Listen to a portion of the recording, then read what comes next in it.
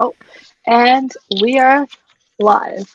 So, hey everybody, and welcome back to my channel.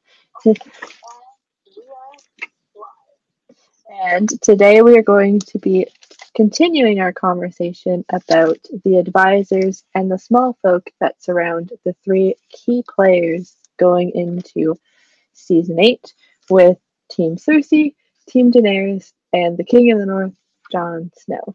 But before we get into our full conversation, I would like to have my guests slash co-hosts introduce themselves. Whoever wants to go first may start. I'll go first because LMR's slow with the mute button. I'm Johnny B. Crazy, and check out my channel. I do Westworld, Game of Thrones, anything nerd or books that you like. Um, I'll probably do at some point.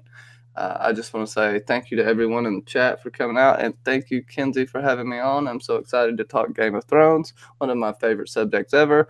And as always, my co-host, it's like now we have like this triple co-host team thing going. I don't know what a co-host type thing going on here. So I'll just let my other co-host LMR introduce herself while I ramble on. Wow, Johnny, thank you. I'm called the other right now. Burn, burn. I get it. I get it. No problem. People are. Whew, I think I was rejected online here. Ugh. Okay. I need a hug. No, all good. Kenzie, thank you. I need a virtual hug. Kenzie, thank you so much for having me here, my co-host, Johnny. It's gonna be a blast. I already know it. The pre-chat was fun, so oh, now he disappeared on me. Oh, um, looking at the comments, a lot of friends are here. So thank you for being here with us as we talk about more craziness and more geeking out to this awesome topic. Thank you for having me, and let's get it started, I guess.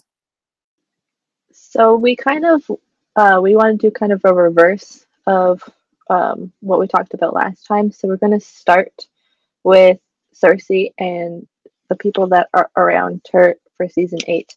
So the first people we can talk about is the Golden Company. So will the Golden Company actually be loyal to the current Queen of Westeros, or will they turn on her? Let's figure this out.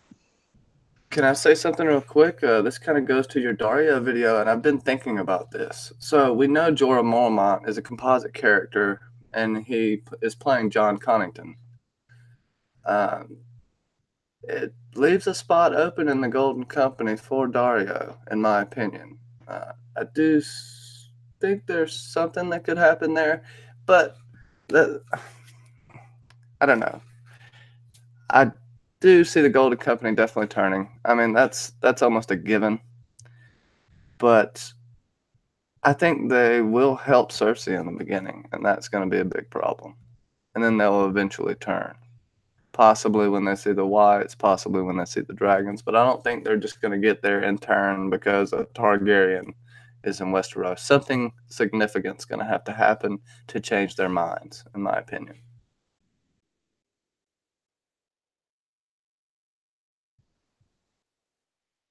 Oh, I'm sorry. I think I'm the only one who is unmuted now.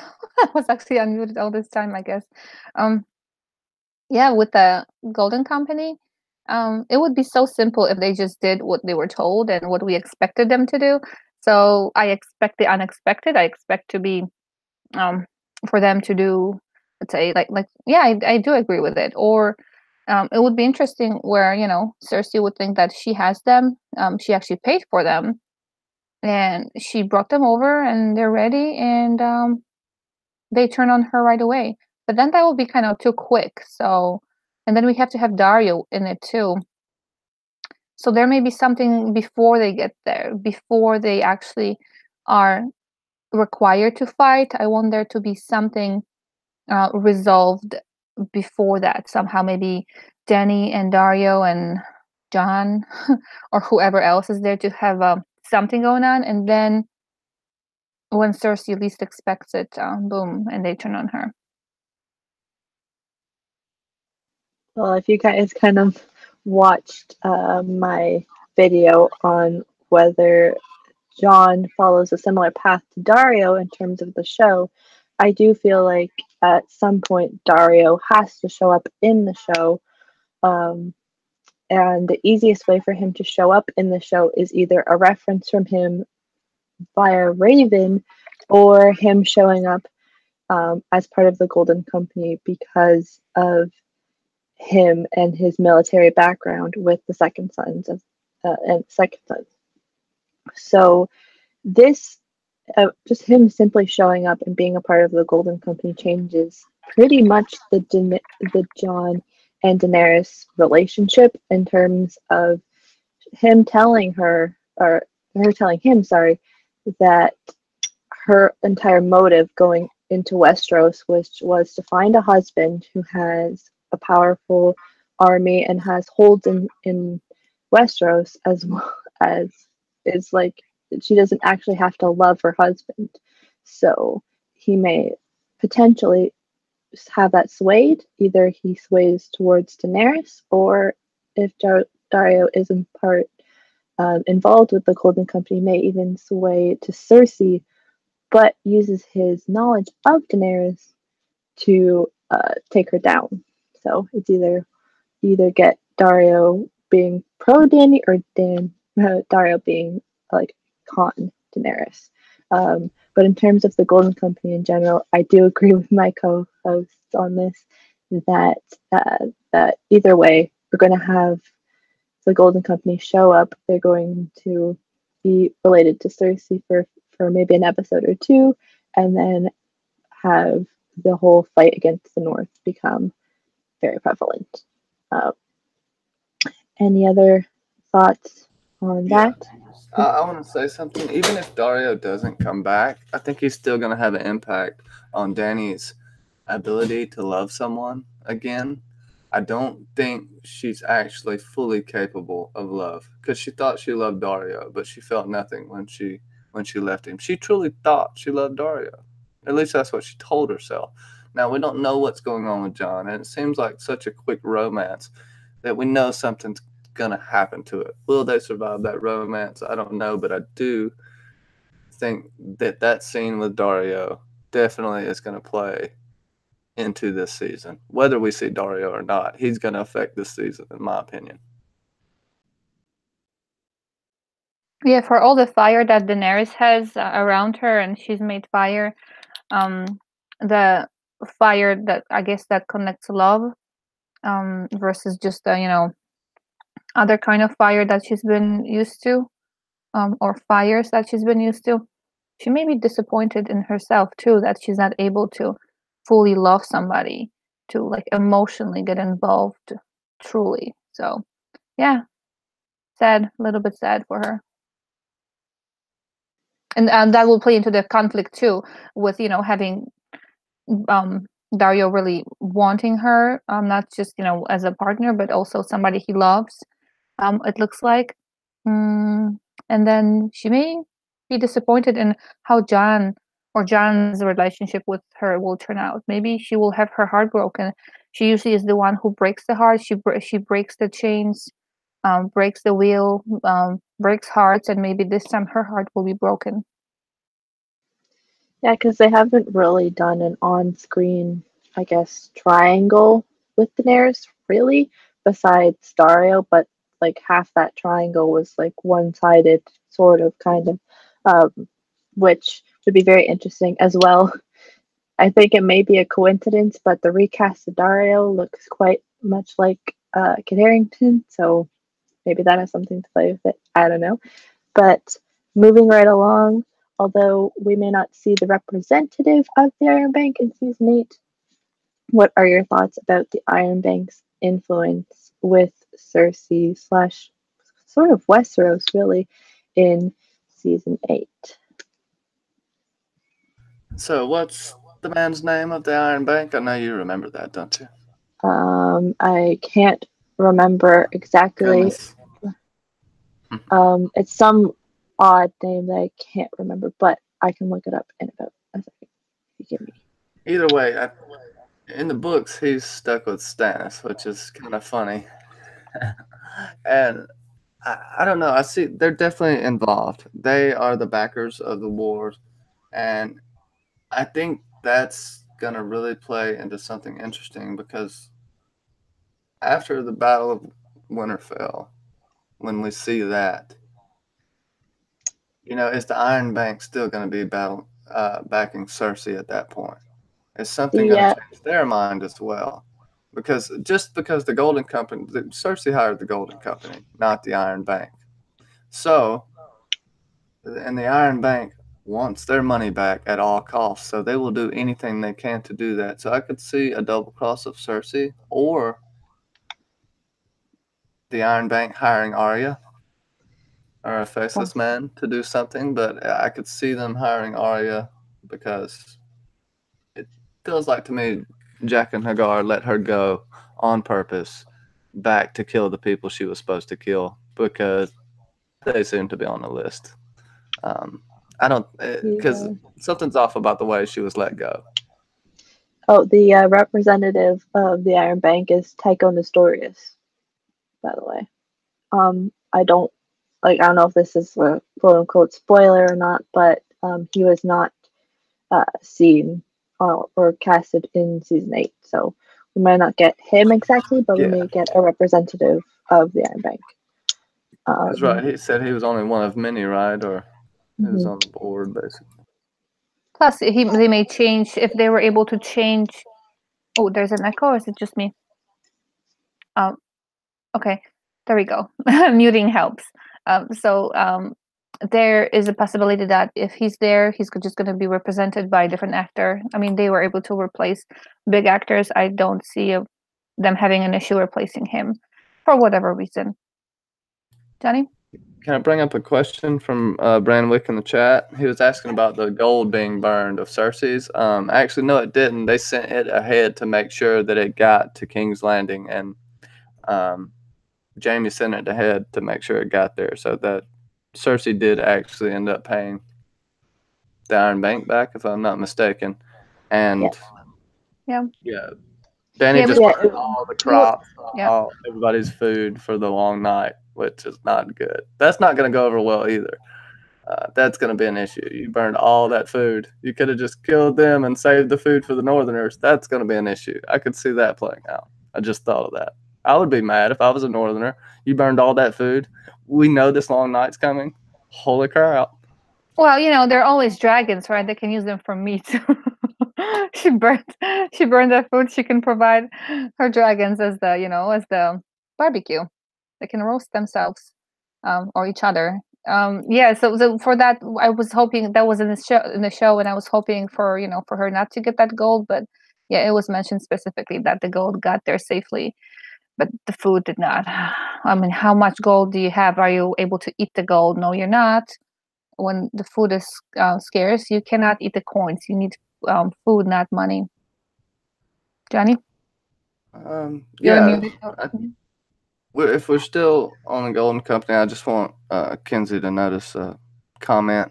I'm sorry, I can't type this one, but John's got a comment about the Golden Company. If you yeah. wanted to take it. John St. Baptiste asked the question of if the Iron Bank owns the Golden Company, did they hire them out of the sole purpose of portraying Cersei now that the debt is paid? I don't think they own them, but yeah. Well, because aren't the Iron Bank like the Second Sons, where they are just basically a group of sellswords? So whoever pays the most amount of money wins their, I guess, affection. And the Iron Bank does have the most amount of money. That could be the betrayal there. That's a good point, John.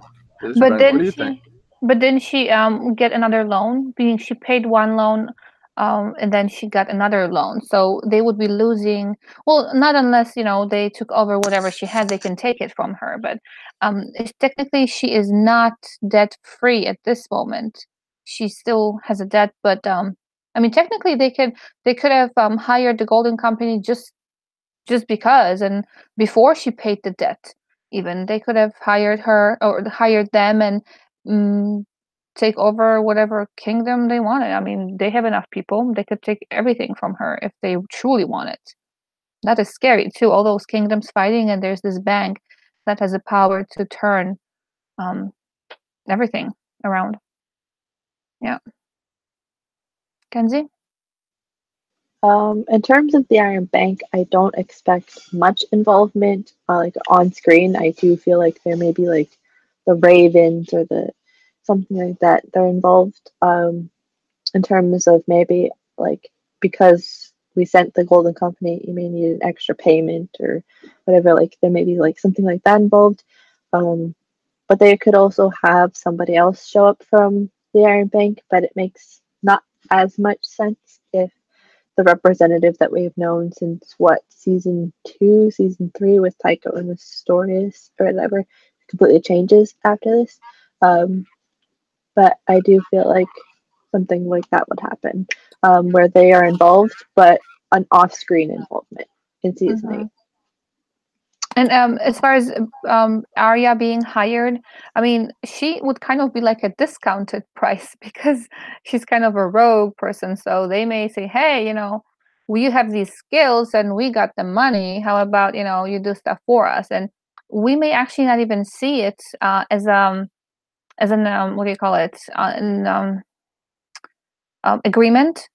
This may be something that is done off screen, like we saw with Arya and Sansa and Littlefinger. So I can kind of see that happening too, where we will see her doing some stuff, and then there's this explanation, kind of like, hey, thank you for doing whatever, good job.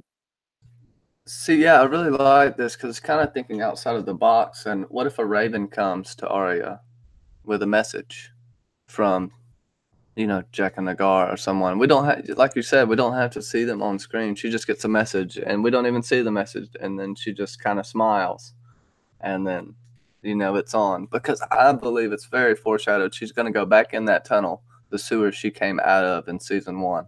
When she was chasing the one-eyed tomcat, which I don't think it was a one-eyed tomcat in the show, but you know what I'm talking about. I think that's the way she's going to enter back into King's Landing, because no one really knows that except for Tyrion and Varys, and maybe Qyburn would know that at this point. But that could play out very interesting. I say interesting too much. That could play out amazingly. Let me get my thesaurus out. Go ahead. I just thought of this for a second, but it relates back to our the Golden Company and Dario kind of comment. But again, the whole thing of Dario again can be someone we don't see on screen, but there's a raven saying that that Marine has made a settlement in terms of who's going to be their leaders now. Like that, like it would just be a letter saying from Dario saying that this has happened, and then it could reflect back with Daenerys about, oh yeah, this person's still around, even though I've moved on. Like it'll be like one of those kinds of things. And there's a question here too. Go ahead. Oh no, you can go ahead with the question. So there's a question from House Sanchez. Does Varys and Illyrio secretly control the Golden Company? We know they support a Targaryen restoration, and the Golden Company will break a contract, and the Golden Company will break a contract with. I'm sorry, yeah, the chat is like scrolling. I'm so sorry, I lost the question. I get it right here. Okay, sorry, it just I moved it up. Okay, go ahead. I'll do it real quick. Q&A. Does Varys and Illyrio secretly control the Golden Company? We know they support a Targ restoration, and the Golden Company will break a contract whom they will fight for. Yep. So, yes, I think Illyrio has his hands in this. They've been having their hands in this the whole time. We haven't seen Illyrio, but we know that Varys is talking to him. His friends across the Narrow Sea, that's who it is. It's Illyrio for the most part. So he will have to know the Golden Company's coming. Varys will know these things. And I do believe that they will somehow influence it. But I don't know if they have control over the Golden Company. I know that Illyrio has lots of influence, and Varys does as well. They can manipulate the Golden Company, spy on the Golden Company, possibly figure out what it takes to turn the Golden Company. but I don't think they can necessarily just say, "Hey, you fight for this side for me." I don't think they have that power, but I believe they can definitely manipulate them. If Kenzie, that helps. what's your approach to this? Um, I I would say that at least Varys and Illyrio are involved in multiple ways, not just supporting a Targaryen restoration. If they were involved with the Golden Company and in terms of a Targaryen restoration, why would they have left Daenerys armyless besides the Dothraki for such a long time, unless it was very secretive? Because we know Ilario was pretty much the person that kept Daenerys and Viserys alive after many, many years for them on the run. So it could be like, why would someone who supports this family and like is secretly working with the Golden Company not give the rightful king at that time the army that he needs and his sister? So it's like, I guess it works, but I guess it also, the logic maybe kind of wavered. I don't know. It's possible, but like, yeah. Yeah, I'd Yeah, just I like to mean, say, go ahead. Sidious definitely agrees with you about Dario getting in touch Mhm, with the Golden Covenant. I agree too. I do think something's going to play with that for sure. Whether we'll see mhm, him or whether he'll just somehow help manipulate as well. mhm. Because you got to think Varys might even be in touch with him, or Illyrio is in touch with him, because Illyrio seems to be in touch with everybody. The old cheesemonger. And Sorry. that he is. I mean, if they were already plotting for so many years, I don't see a reason why they would not be plotting right now when everything is starting to actually end. This is beginning of the end for whatever plan they had. So if they were scheming and talking and doing everything possible, they would not stop at this. And if it meant paying that company more than Cersei paid or doing whatever, they were going to do it because they know there's going to be a payout at the end. So they will risk it all. I don't see them folding the cards. I see them going full in. So yeah, I see that happening definitely. And if they do betray, do you think it'll be for John or Danny? That's Um, the good question. it doesn't matter to them. It's not about the person, it's about the lineage. So whoever is a Targaryen, whoever gets on top, Targaryens are Targaryens. It's just a name that has to survive that legacy, and whoever is left alive, they may not even claim a person. They may say one thing to one person, the other thing to the other person, as long as Targaryens are on top. Yeah, Illyrio and Varys do care. It seems like. See, I don't know. It's hard to read them. I feel like Varys does want the best for the kingdom, but Illyrio doesn't seem to want the same thing. If does that make sense? He didn't seem the same way Varys seems about the whole thing, but that makes me think Varys is just lying. So it's hard to tell with the spider. Well, we see on the show that on the show and in the books too, like the way their relationship started, right? It was stealing and getting by and looking for information. So they both started not as good people. Well, started their relationship as good people, but they saw profit. They looked for profit in it. So, um, yeah, there may be something between the two that will be a cause for more chaos, which is what we kind of want. I mean, at the end, the last season, I'm hoping for craziness to be at its extreme, and just things happening everywhere, and for us to process it for a couple months after we're done watching it. Yeah, just I'm gonna let you take it, Kenzie, but I just want to say they have so much that they could do, that they could work with. Just what we've talked about in this, the first 30 minutes, they could do massive amounts of things with the show. I just hope they don't go all CGI crazy and get away from the plot too much. Go ahead, Kenzie. Sorry. Um, that's okay. The just my final thought about, I You were guess, breaking up a Dario. little bit. I don't know if it was just me, but go ahead. Oh, my just, I guess, final thought about the Dario and the Golden Company aspect is that they wouldn't just leave the Dario aspect and the Marine aspect out of the final season of the show unless they wanted us to forget about it. But those, what, maybe 2.5 seasons were very important in the development of Daenerys' character. So they wouldn't just completely drop it.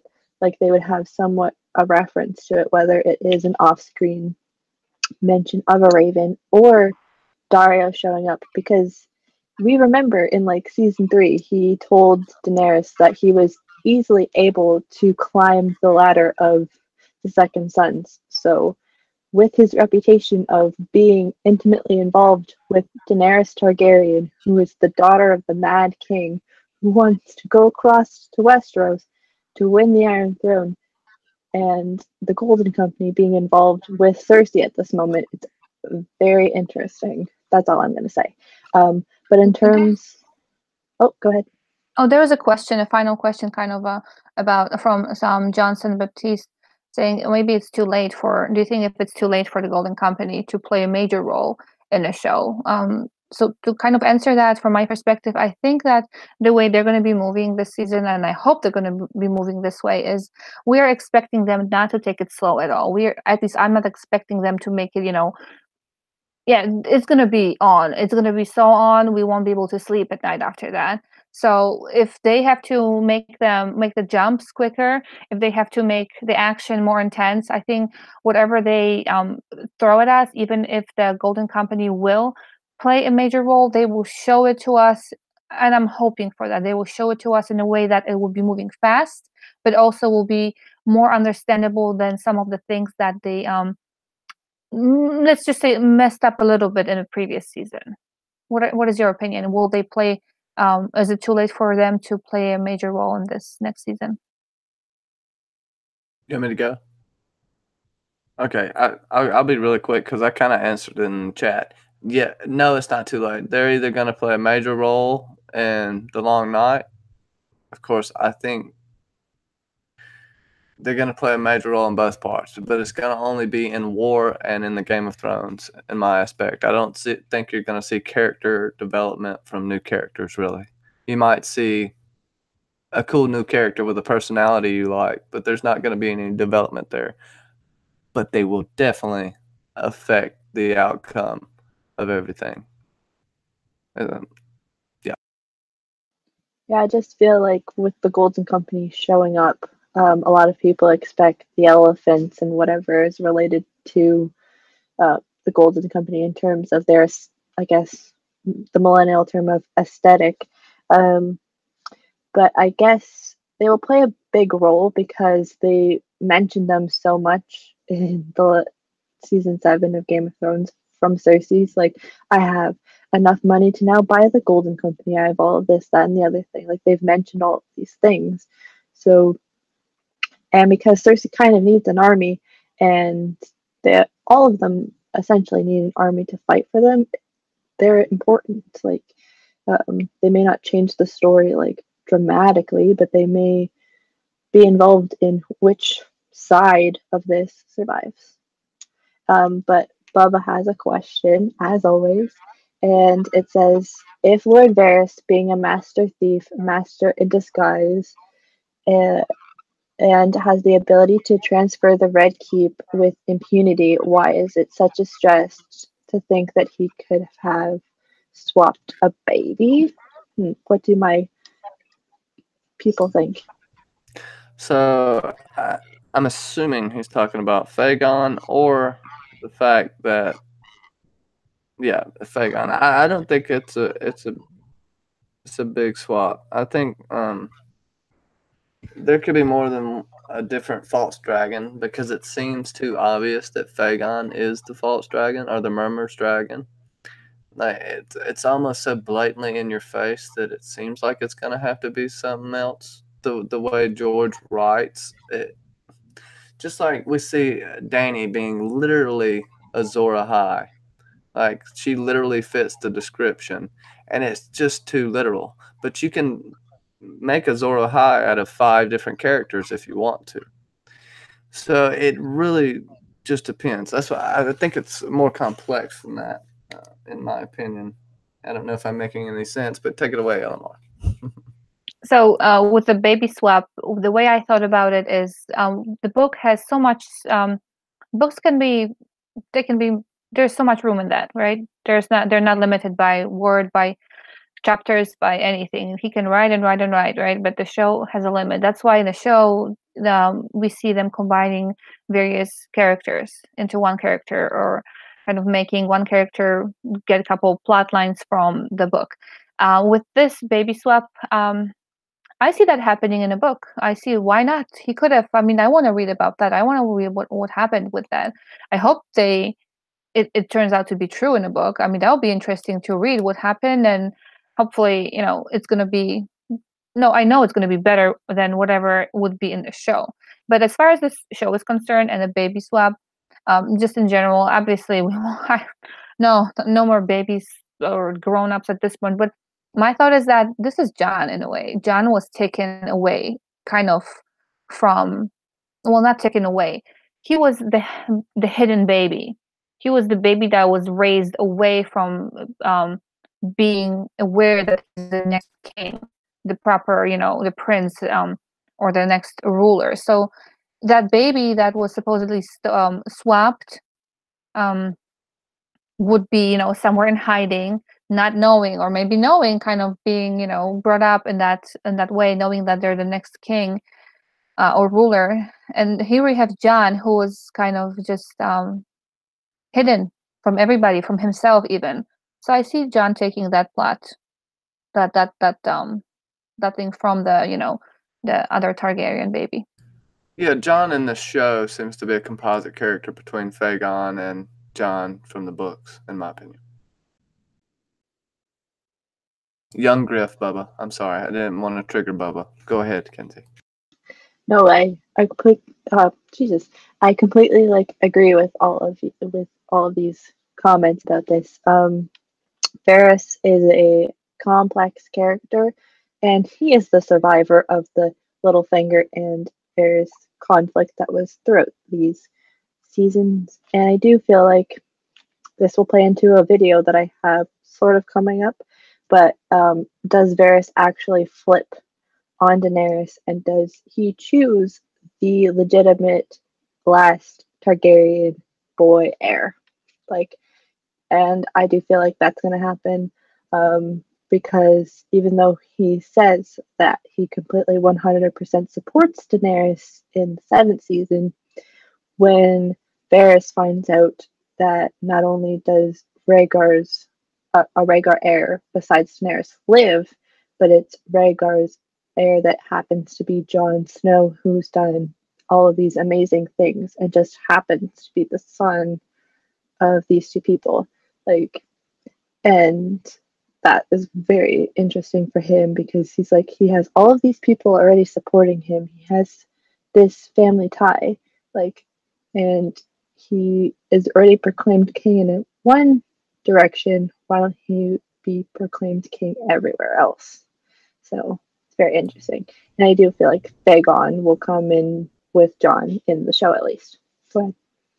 Yeah, I was just gonna say John would never burn someone alive. That's just a point. I'm not trying to blast Danny, because I actually really like Danny's character. Most people either love or hate her. I'm kind of just right there with I like how her character is. But yeah, she has a propensity to get very angry and a little throw some temper tantrums. But that goes for a lot of people in the show. Yeah, with her, the only difference with her is that she has those dragons and she can actually burn somebody, versus people just, talking a lot of smack but not actually doing anything. She can just say, "Yeah, I feel like lunch. Bring me we're gonna have a barbecue here." Yeah. Yeah, the only thing that John can really do is kill somebody or behead somebody with Longclaw. So, anyways, moving on. The last sort of person/people involved with Daenerys at this point are the Greyjoys, more specifically Theon, even though Theon's mission as of season 7 was to find Yara, he is still involved/aligned with Daenerys. So what is Theon/Yara's season 8 arc going to be like, in your opinion?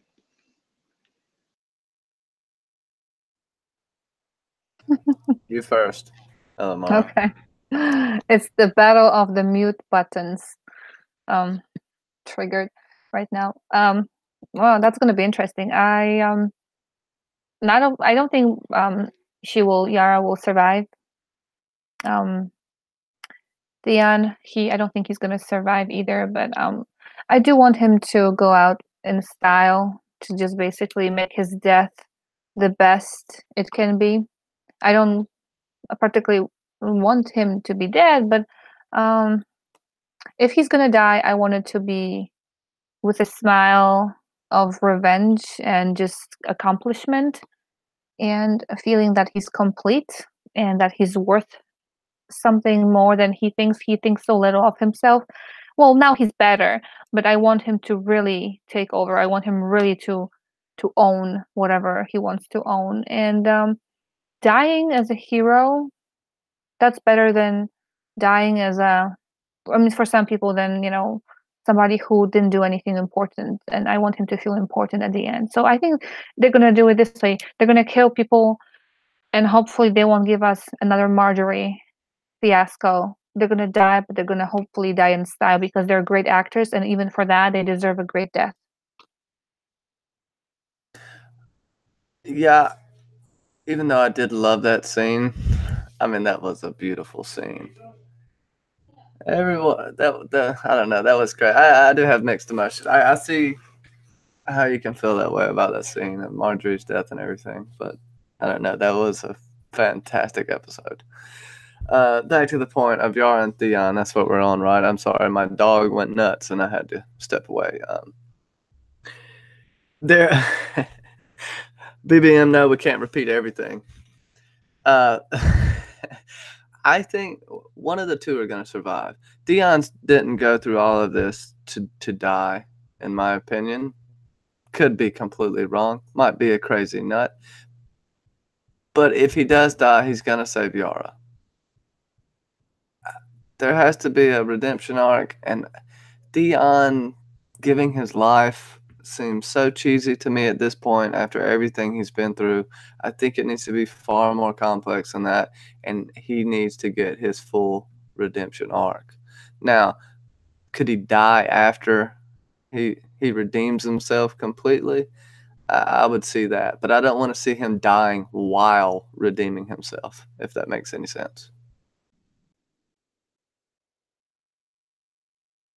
Anybody? And unmute button is here. It does make sense for me, to me, but yeah, he's a tricky. I mean, that's interesting. There's a comment here. Let me go get it. From John, I think. Yeah, Johnson Baptiste. Theon will save Big Sister and be advisor for the mute Iron Queen. I like that a lot too. I like everything, apparently. No, I do like that one too. That would be an awesome thing to do, because, like we mentioned in the previous episode stream, for Tyrion to maybe lose his tongue, but use also, if he survives, he won't have a tongue, maybe, but he will use other means of getting the knowledge across. So people losing something in this battle, but finding something else. So Theon may lose something, Yara will lose something, but they will find some other way of continuing, and not everything is lost. If you lose something, it's not the end of the world. So that would be a very good thing to see too. I hear a lot of this Yara's gonna lose her tongue thing, right?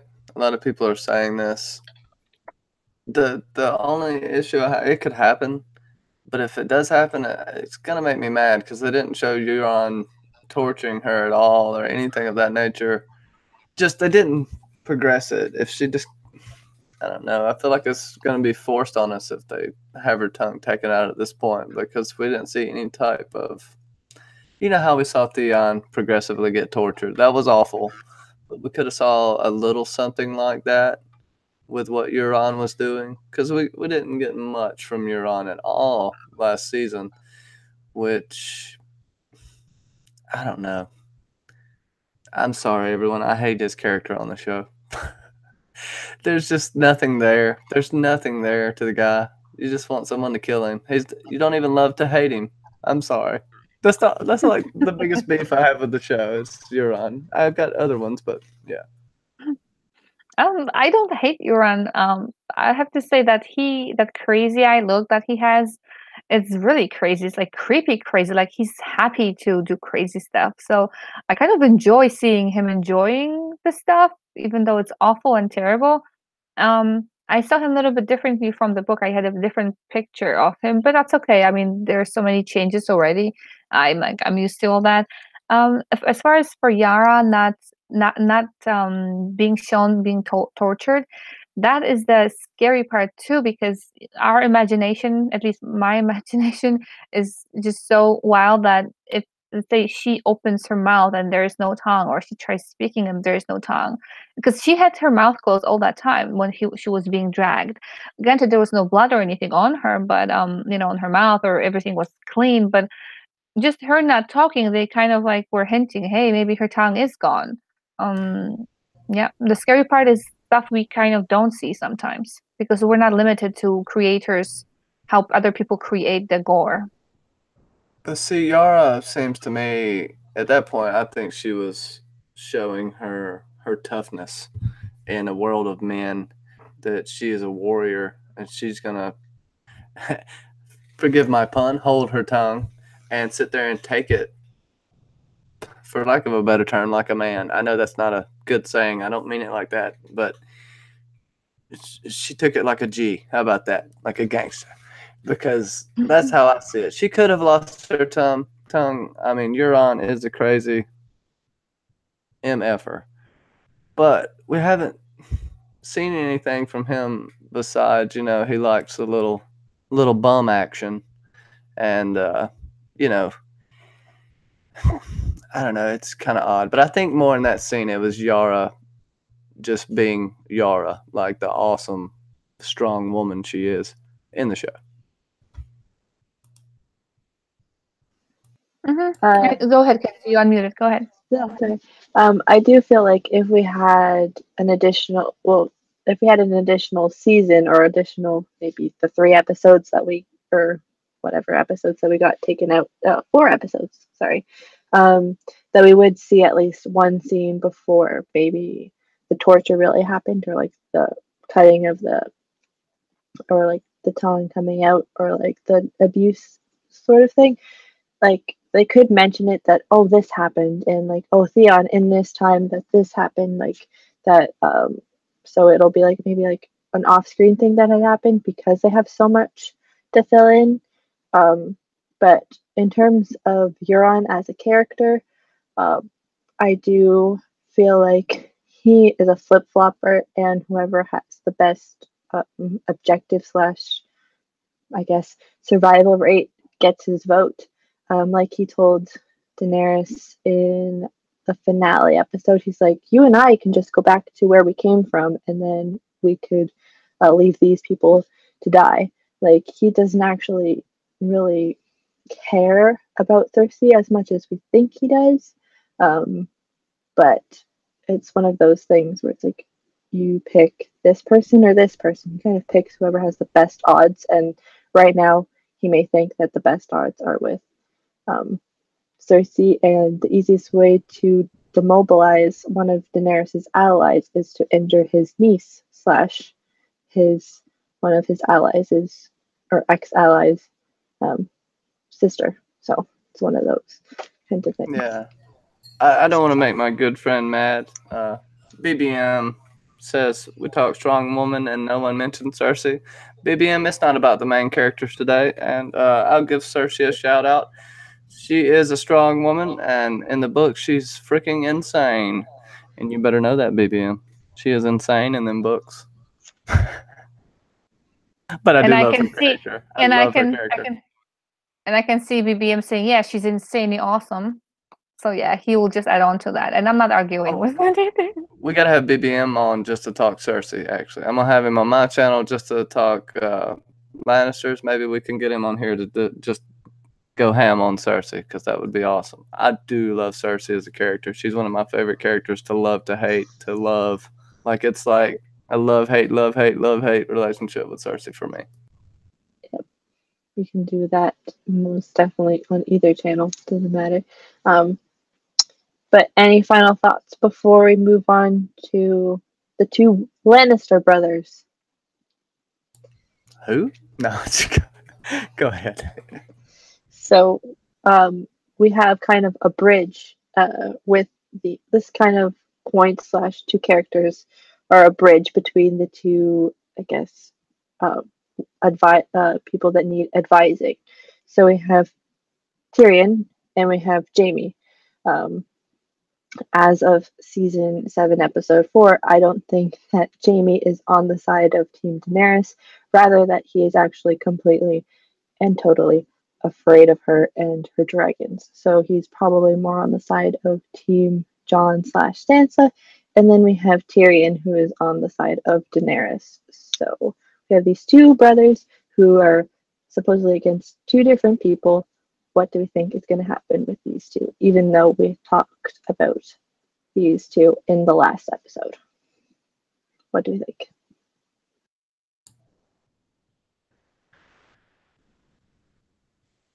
Jaime, I think is going to get a pass. I think I kind of touched on this on the last one, so I won't take long with it. They're going to need him. Bran's going to know what happens. Bran knows what happened. Bran, I'm sure, knows Jaime, or at least when he sees him, will know what Jaime's done in the past. I'm hoping Bran's skills are upped by next season, and he's been drinking plenty of rabbit's blood. I just, there's going to be a lot of conflict with Tyrion. I feel like he's going to betray Dany for his brother, not for Cersei. And by doing that, that will be going to Jon's side, in my opinion. Because Jaime killed her father. Jaime also, I mean, she blames Jaime for a lot. The Kingslayer is on her mind, not all the time, but if anyone's going to piss her off when she sees them, it's going to be that man. Because she did just have a fight with him at the Field of Fire as well, and then he'll be coming up there. So this, in my opinion, is what's going to cause all the conflict, and not all the conflict, but all of these things are going to converge and cause this massive conflict right before the Night King gets there, and that's why they're going to have trouble defeating him in the beginning, because it's going to be political chaos. Because we think that Dany has grasped the fact that the Night King and everything's coming, but we know, what do we see her do when her rule ever gets challenged? I know she made the pact with Cersei and all that, but when she hears about Jon, when she sees Jaime, when the Northern Lords talk smack to her, which they're gonna do, when Sam finds out about his father and brother, and then Bran, or Jon finds out about Sam's father and brother, that's when it's gonna really go down. But yeah, go ahead. So I see them taking different turns, and just we see Jaime already going away from Cersei. We see Tyrion kind of being, we're not sure what Tyrion is doing still, right? Tyrion is all for family. He was always for family, and I wouldn't be surprised if he went or tried going to Cersei's side. Hopefully he will see the light, and it will not be the light of the dragon on his face being lit up, but I hope he won't betray the trust. But I see him kind of wavering to that side. And then as far as Jaime, I do want him to be better of a person. I want him, and I say, but I say, when I say I want him to do that, I kind of am seeing that they're gonna do it in the show too. I want him to be the one who helps Dany. He killed her father.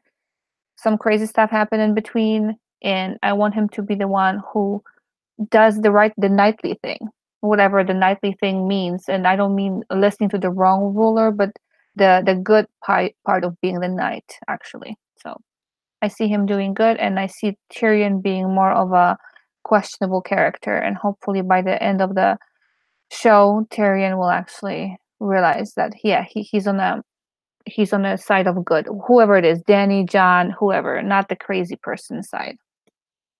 Not to mention the death of the babies ordered at the hands of Jaime's fathers.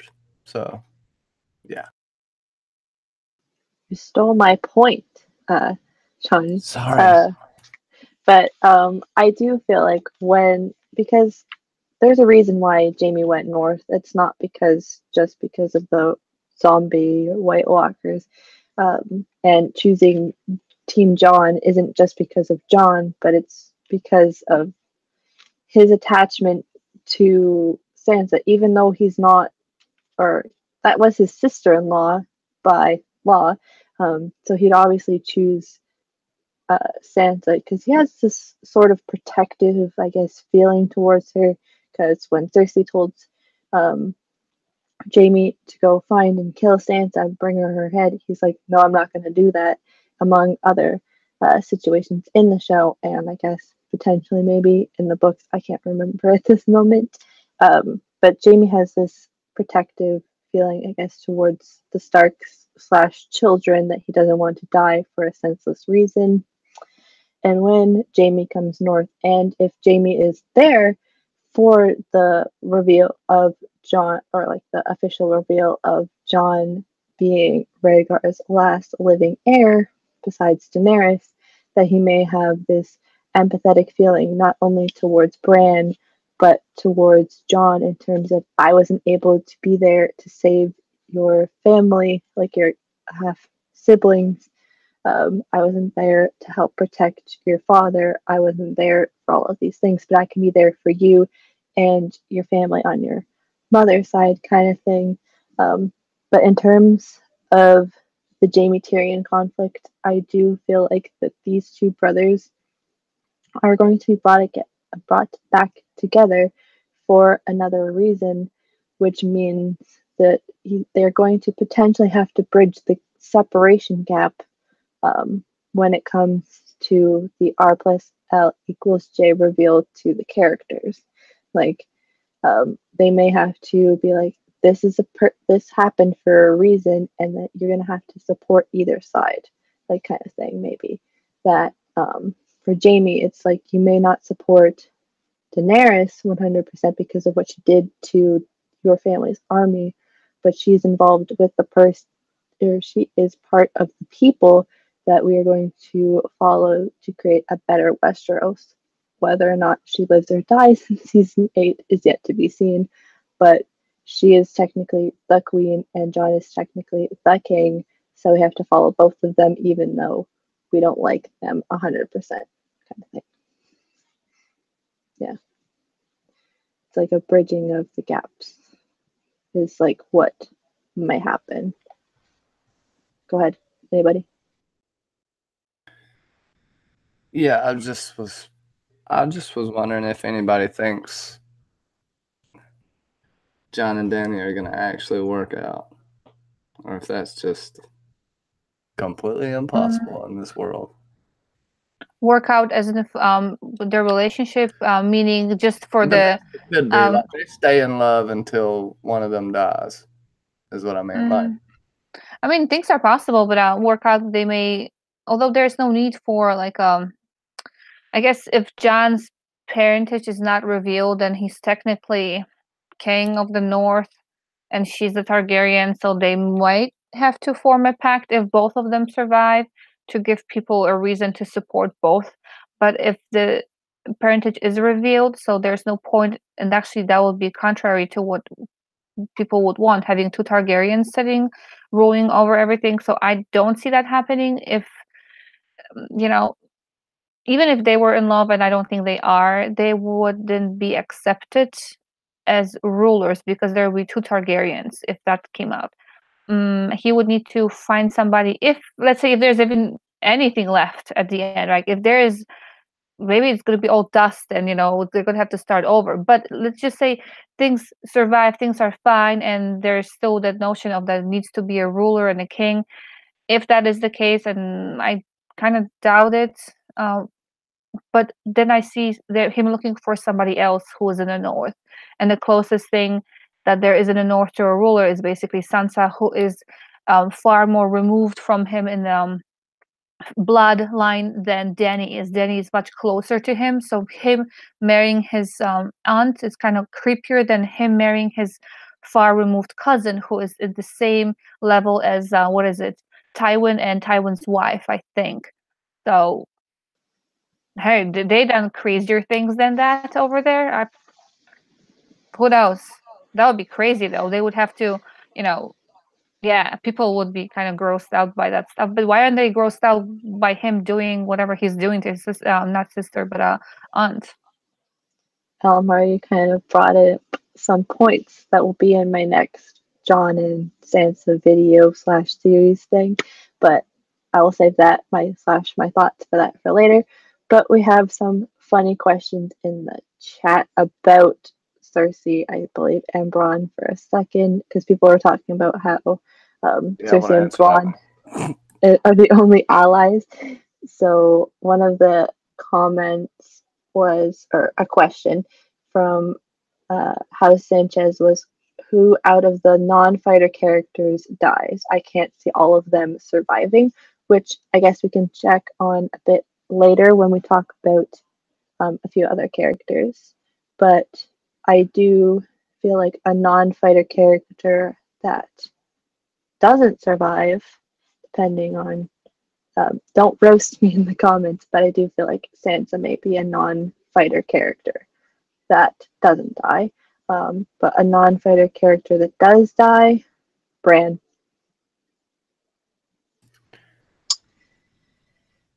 I see. And then, Oh, I'm sorry. oh no, go ahead. Well, yeah, I see Davos living for the pure fact that in the show he basically lost his whole family, and whether there's a magical baby or not, I think him getting to go home to his family would be the best thing for Davos. He deserves it, whether he will or not, because he's Hand of the King, I don't know. But Davos deserves to live, in my opinion, and they put so much into Tyrion, I don't see him dying either. Even though it would be fitting for Tyrion to die in some way, I don't see him dying either, because they've invested so much into that character. Yeah, Davos, Team Davos, all the way. I mean, that dude has to survive. I mean, who's gonna be talking about those fermented crabs and all that? I mean, if he would die, I mean, I can see him as a tragic character, like dying. Yeah, I see that.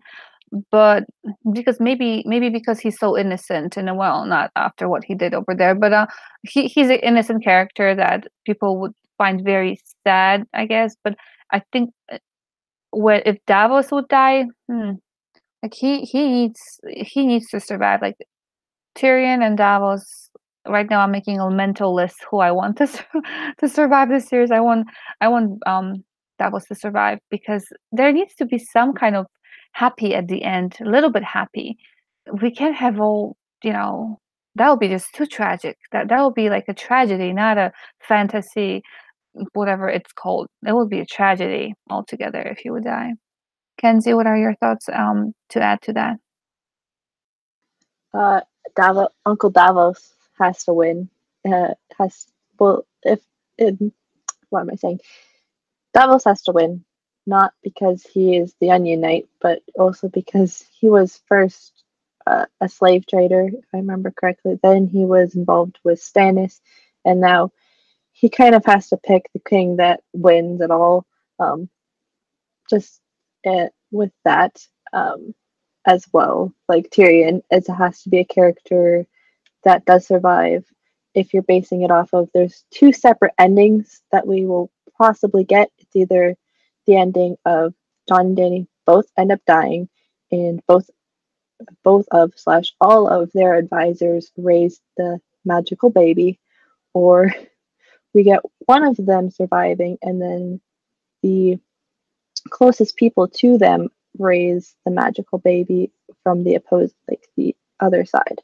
So Jon has Davos, Tyrion has Daenerys. So either way, these two prominent male characters in both of our sort of romantic leaders have to sort of survive, in my opinion. Um, there's other kind of crazy comments in here, like how Bronn and Cersei will have one final scene together because Oh, these two actors.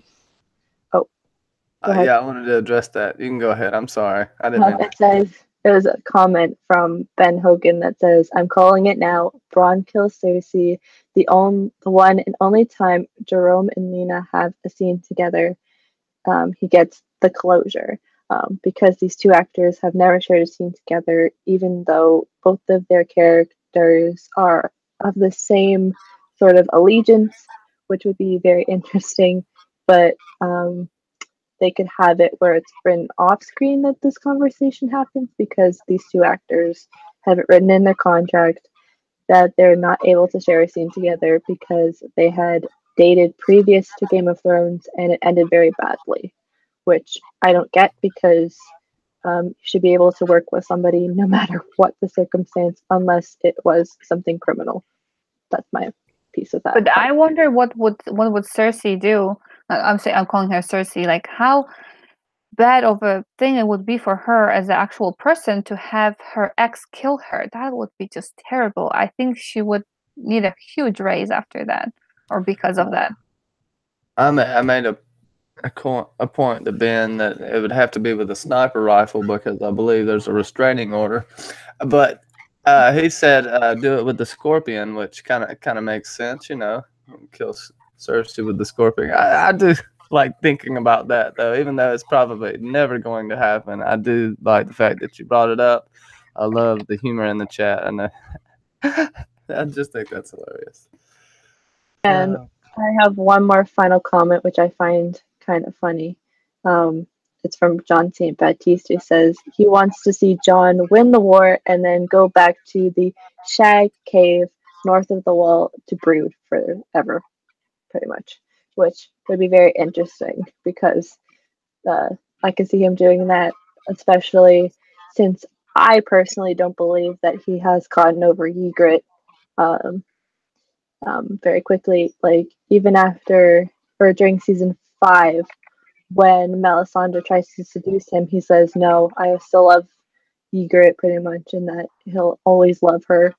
So for him, what 3 seasons later, to then have sex with Daenerys seems a little suspect. Slash adds to political John theory, but I digress for now. Any more comments on Tyrion and Jamie before we move on to the cutest couple, I think, in Game of Thrones? No. Go ahead, Sasa. So I think probably the cutest couple, like in terms of how sweet and innocent their relationship is Sam and Gilly.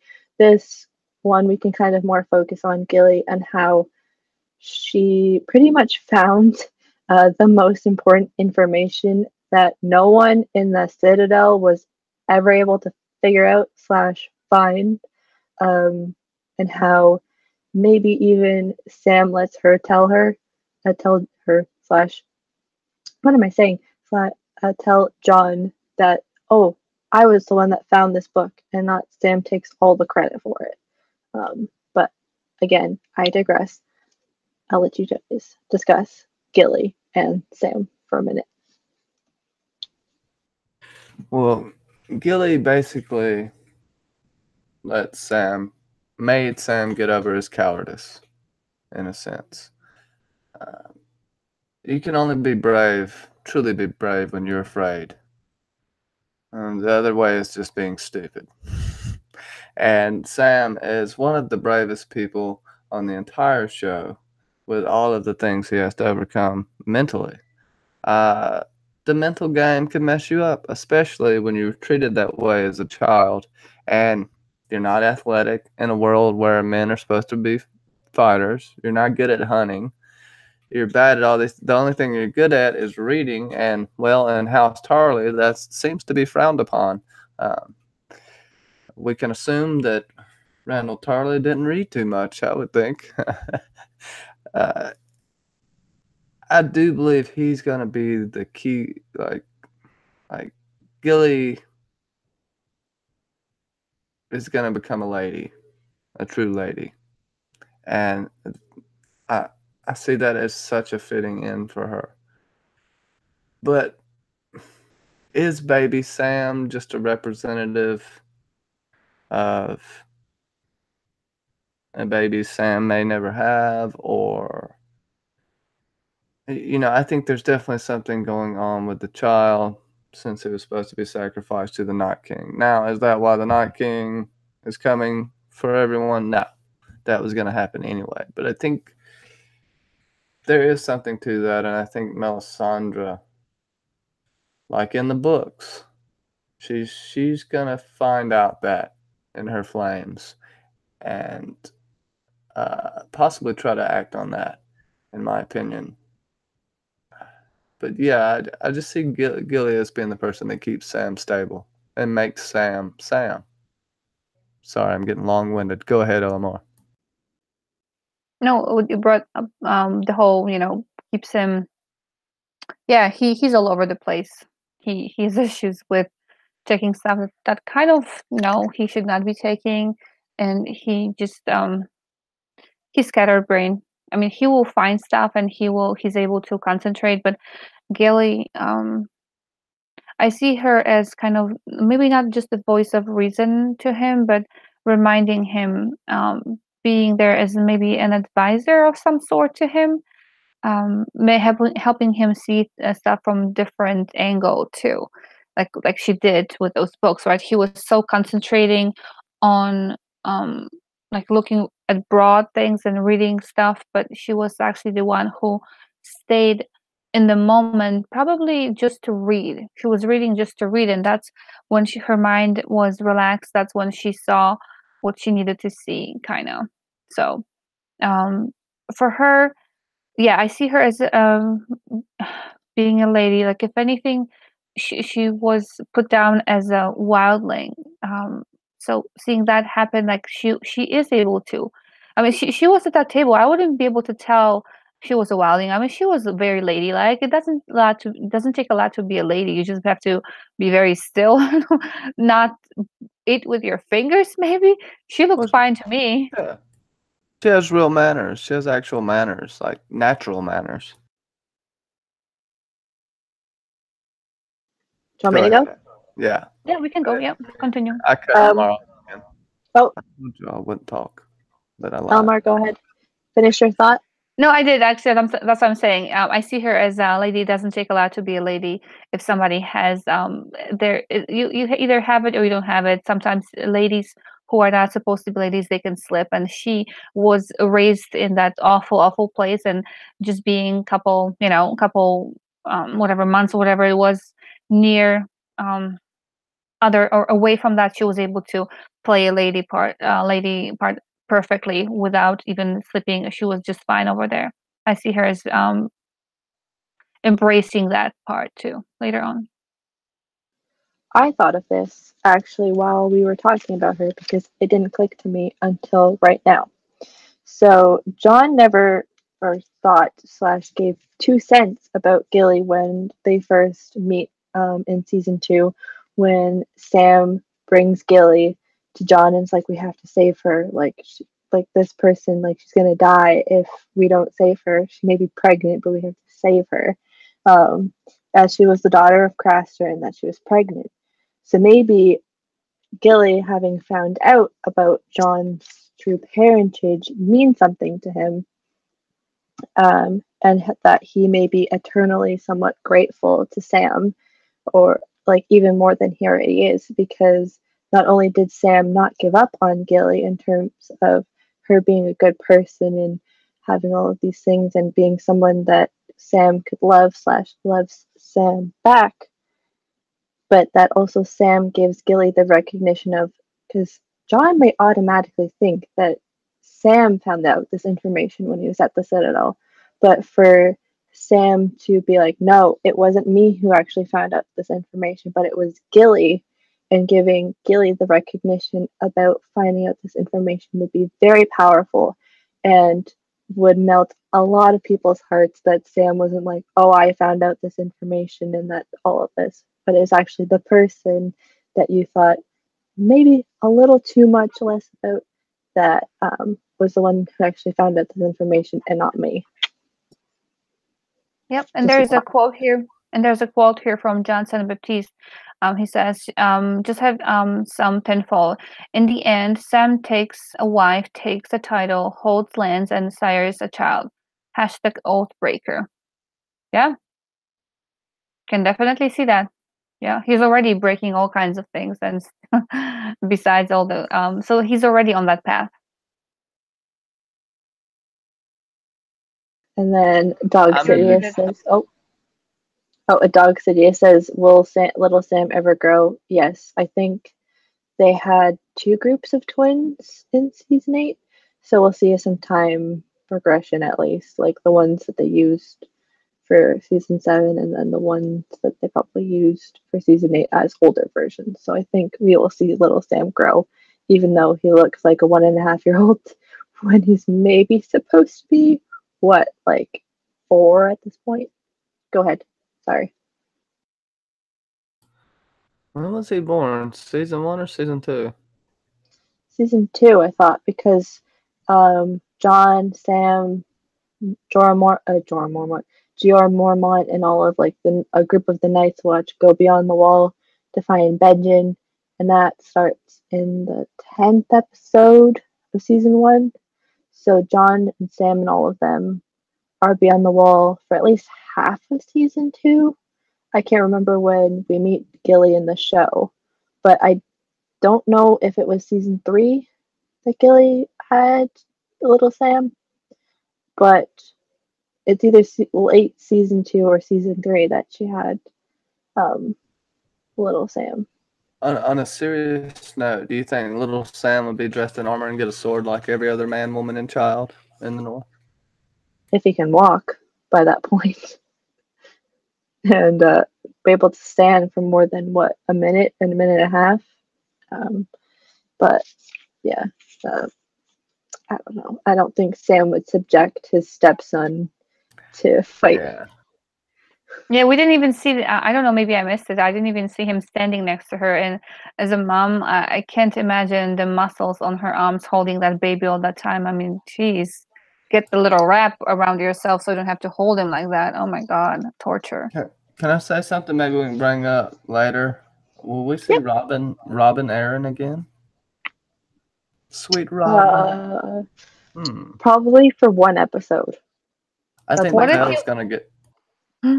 what if I he think walks, trips, and falls through that door? He can see all the people. Like, oh, there's the guy. This is the guy made fly. Oh, and then boom, he dies. it's foreshadowed like Harrenhal, in my opinion. He's gonna hide within his walls from a dragon, possibly the Night King's dragon, and get burnt alive inside the veil. Because it's one of those impenetrable fortresses of lore, just like Harrenhal was, and it was conquered by dragons. Whether or not it'll be the Night King's dragon or when Danny, I think the Night King's dragon's gonna burn the veil. But hey, I'd be crazy. Well, it's That possible. I see that happening. That's the only way somebody could get in there. But that would be awesome to see those flames over there. Yeah, definitely. That would be nice. And he's hiding there, thinking he's all safe. And the only way out is basically instead of being roasted, or yeah, he will jump, hopefully, Yep. or trip and fall and die. Yeah. We will see Robin Aaron for maybe like one episode, maybe 1.5 episodes.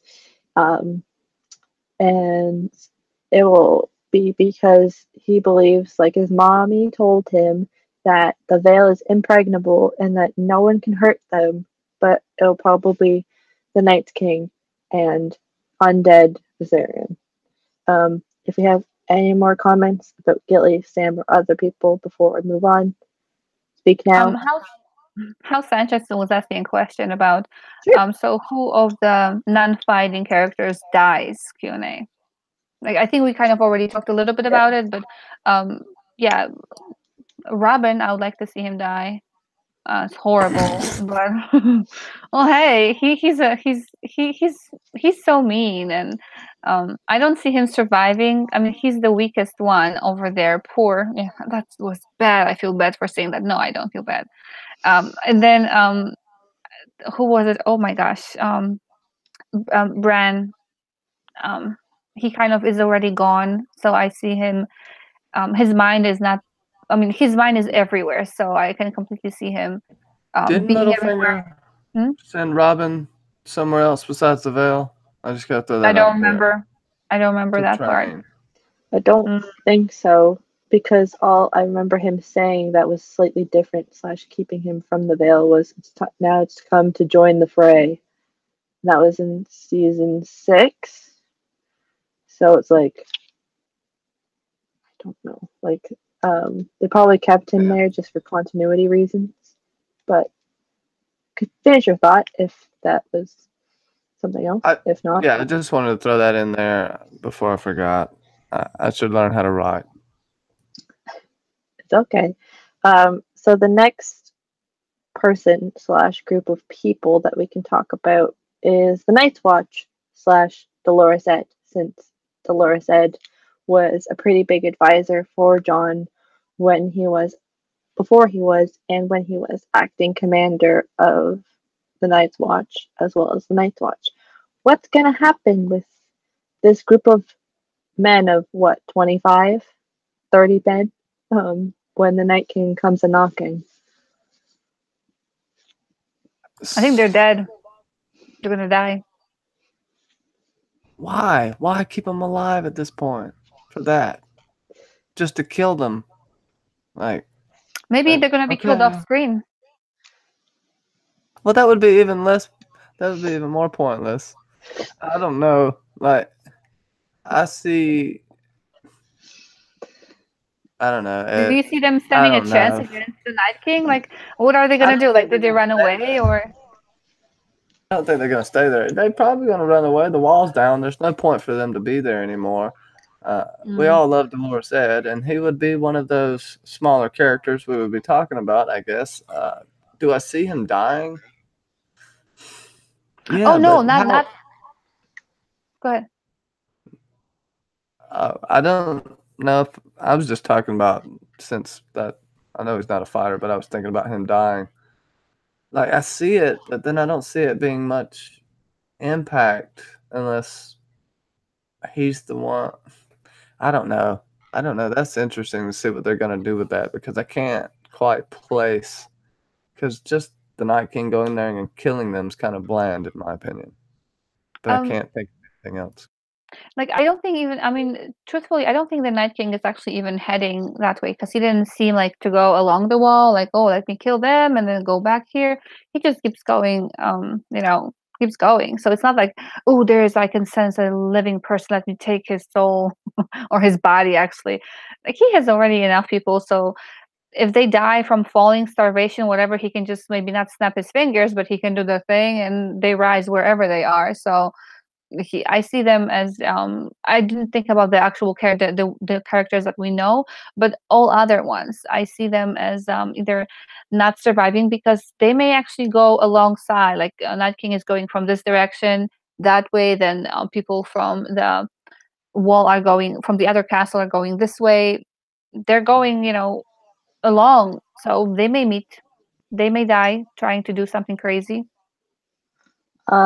Ben Hogan kind of has a similar thought to myself, which is that Ed, even though Ed is at Castle Black, um, he may be one of the people that flees south and goes possibly to Winterfell, as he is one of John's, or was one of John's best friends at the Watch, and he also told John, or he promised John that he would keep the wall safe and like keep all of these people um, safe. So in terms of somebody he can trust, like that John can trust in terms of the wall falling and actually making it believable, um, Dolores Ed and probably Tormund are the only two people that John, I think, could believe that it actually happened. Like he could be like, oh, okay, like this actually happened. Let me find proof, or let me find somebody who I know slash trust that actually saw it happen. So it's possible that Ed is one of the people that survives, even though they're at different keeps along the wall. Go ahead. So basically, Beric and Tormund are running along the top of the wall, right? Yes. And that's what I think. So they're gonna, unless they felt the tremors from the wall falling, however many hundreds of miles away Castle Black is. Like, see, you're gonna have this weird time problem because I see Tormund and Barrett going to Castle Black to try to then hit the King's Road and go down because I don't see them having a way down off the wall at this point. They're gonna have to go down the wall until they find a way down. But it's gonna take so much time because of how the distance. And the Night King is gonna be way far south or wherever he's going. Whether he splits up his forces, he keeps his forces in one, I don't know. But it just seems like a weird time issue, but we know that they don't have any problems with that. Mm-hmm. I guess in terms of Beric, he's technically an easily dispensable character, but I do feel like that him and Tormund will probably get to Winterfell before the Night King shows up because time and logic makes no sense anymore as of season 7.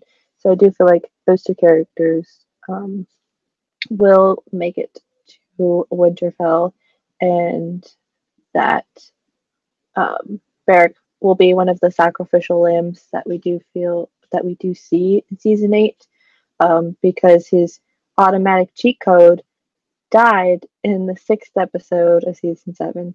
So Beric is not really long for this world, in my opinion. And go ahead. Yeah, so there's a reason why he's kept alive, right? They wouldn't just, hopefully they weren't just keeping him alive or whatever. That would be disappointing if he just died. Oh, this is his last death. Okay, bye. Something good has to happen. So I see him dying, but for a good cause. Yeah, but you're talking about Beric, right? Yep. Yeah, he's gonna give the kiss of life to someone. It's not gonna be Jon. Well, it could be Jon, but Jon does not want to be brought back. So I see them switching it up because it seems like Jon would be too obvious for him to bring back. But that might be something we can think about and talk about another stream. Who Beric's going to bring back with the kiss of life? Because I'm almost positive that's going to happen. Yeah.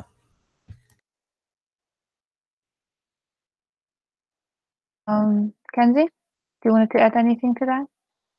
No, my thought was that Beric may be an expendable character, but he still has some sort of value left before he's ultimately killed off, whether it's at the Battle for Winterfell or in the battle in King's Landing.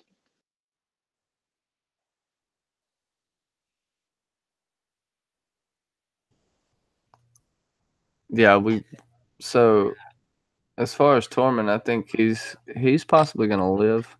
I know we've talked about Tormund, but I think he's going to be the leader of the Free Folk, possibly, or if there has to be a Night's Watch, he's going to have something to do with that. I think that quote was pretty significant. Someone else made the quote in the chat. It might have been Dog that said, "We are the Night's Watch now." But yeah, that's basically my whole point on that. Who would we? Johnny Barrett's going to bring someone else back. Yeah, maybe Cardinal, maybe. I don't know. I got off track. CD threw me off. But yeah, I think Tormund's gonna lead, gonna live. But if he doesn't, I see him dying for Brienne. I've gotten off topic. I apologize. No, it's fine. Elmar, do you have any more thoughts before we move on? No, I'm good. So the next person that I have on my list of people to talk about who are a part of Team Jon / the North is Gendry, the bastard son of Robert Baratheon, and if my math / lineage is correct, Jon's third cousin. So what do we think is going to happen with Gendry? Gendry's gonna make Valyrian steel swords for everyone, and then he's gonna be the Baratheon head of the household, and everyone's gonna die. And Cersei's his mama, and he's gonna be the new king once everything's done. That's my theory. I'm just Right to kidding, the everyone. I'm like, oh my god, I'm oh my just kidding. god. That's the generic theory, and I was just throwing it out there. Y'all have fun with that. Okay, okay, okay. What do I? Okay, my gosh, my mind is melted right now. Ooh, um, yeah, I don't know at this point. Oh my gosh, I want him to survive. He technically is the last one from that we know of in the show. Baratheon kind of, or from that line, and he can always be legitimized. But again, the question is if there's going to be a need for any of that, if there's going to be a need for titles and people and a throne and castles. Um, yeah, I would like for him to survive, not die. He was the one who wanted to be more than just a blacksmith. He had great parents, or at least one parent, great, meaning powerful, strong, and yeah, I want something interesting from him. I'm not sure yet. This is a very that character has. I'm still not sure what I want from him. I don't technically want him to finally say, "Oh, marry somebody and just happy life," because I don't see that much happiness at the end when everything else they're going to go through some crazy stuff over there, and maybe they do need to rebuild stuff, maybe they do need to form families, maybe that is the answer after the war, um, to bring population up and to just give hope. I don't know. I'm not sure yet. I have a big question mark when it comes to him. I guess I'll go. Um, in terms of Gendry coming back in the story, there's obviously a bigger reason than Gendry showing up, getting introduced to Jon, then going off on the dangerous suicide mission to then not basically go on the suicide mission at all, yet to run back, what, 2,000 miles or however long the distance to then get to Eastwatch to be like, send a raven, and then go back. There's ultimately something that's involved with Gendry and the end game. Um, I do feel like there'll be something very emotional with Gendry and the next character we will be talking about, as well as Jon, when they all somehow simultaneously arrive at Winterfell. I do feel like Gendry came back for a specific reason. Whether it is to marry Arya and make the Disney ending for her, I don't know. Whether it's to marry Sansa, I don't know. Whether it's just to be another person in Jon's life that's a distant cousin, I don't know. Um, but I do feel like Gendry came back for a reason. It could be so he's able to, along with Sam, forge more weapons to defeat the White Walkers and the Night's King. It could be because he's an awesome actor who they wanted to bring back. It could be multiple things. It's just he came back after 3 seasons for a reason, and we're yet to see it.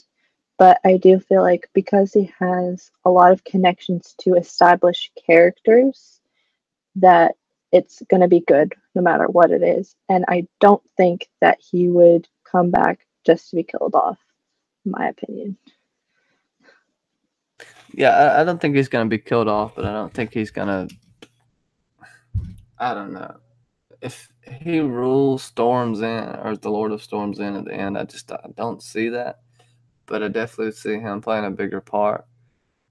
He mirrors Robert and Ned a lot. John, and Gendry do. So I see that going down, but the world's going to completely change. You know, just think about the Shire. How much the Shire changed.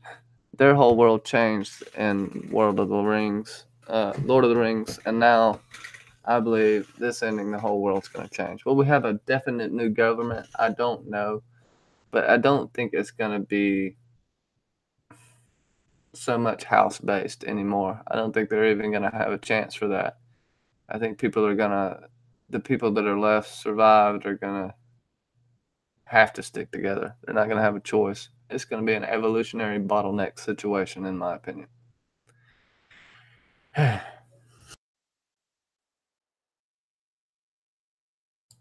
I agree And then, completely with that. Yeah, yeah. It would be just too simple to for over fairy tale. This destruction happens and then everybody just picks up. Yeah, there needs to be some change, and yeah, that'll be more interesting to see that there is change, that there's going to be growth.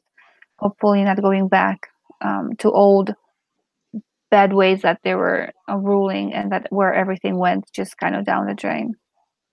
Kenzie? Yeah, I do feel like because of we have Gendry coming back, who had come back, and he was told by Melisandre and other people that there's power in King's blood, and he has King's blood, and um, even though he is the bastard son of Robert Baratheon, he also technically, by all accounts, still has a claim to the Iron Throne. So even though we are led to believe that there's the magical baby and that the magical baby will have the Iron Throne, I don't think that the magical baby will exist, in my opinion. So it's possible that Gendry, the most unlikely character who had been distant for 3 seasons, comes back. His two closest relatives end up dying. They have no children, so he's the one that gets to sit on the Iron Throne. Would be very interesting and would leave people going, "What did I just watch?" But it'd be very funny and very interesting. Um, yeah. well, yeah. You think there's gonna be an Iron Throne? Not well, it depends on which ending you want me to talk about, but I can talk about that in a separate video and not on Yeah, here. yeah. We'll do a separate ending stream, I guess. Many Another one. streams to come. Yeah. Sorry. Go Another ahead. one. No, I was finished on my topic or my rant. If anybody else has any more thoughts before I move on to another character. We can move on to the next one, unless Yeah, Johnny we has get. something. I just Yeah. realized we're So getting close yeah, we're to getting 2 close. hours already. So the Hound. What do we think about the Hound and what he could possibly do for Jon slash the North in season 8? For me, he'll have Arya and he'll have Sansa back in his life. He'll have probably an emotional reaction to these two now women coming back in his life. Um, for him and Sansa, it'll be more of a like a more of a for some people a more love interest type vibe, while for Arya it's more of the I guess protective older brother slash father figure opinion. But either way, he'll be very protective of these two girls and may even risk his life for Sansa. I know all the Sand people out there think that this will happen, but I do feel like if Sandor is to die, it will be for one of the two Stark girls that he spent a lot of time with. So, what do you think? Yeah, I agree with you on most of that. I feel like he might live in a sense and not become a knight, but become somewhat of a king's guard. Not there won't be a king's guard, but if he does live, but I see he doesn't want to live for the most part. But he was brought back for a reason, and we all know this. What is that reason? Is it just to save Sansa? I want to say it's bigger than that. I feel like that's part of it, but I think there's something a lot bigger going on here. I know we're probably not going to get Clegane Bowl, but I think we're going to get something close to it. It's not going to be a one-on-one battle, but I do think the Hound will see his brother again, and there will be an opportunity there for him to I won't say redeem himself for what he did to the father and daughter that he had to bury. Hashtag gravedigger. Yep. Um, there's a reason why he's alive. There's always a reason for people to be alive, even if they don't see the reason currently. There's always something.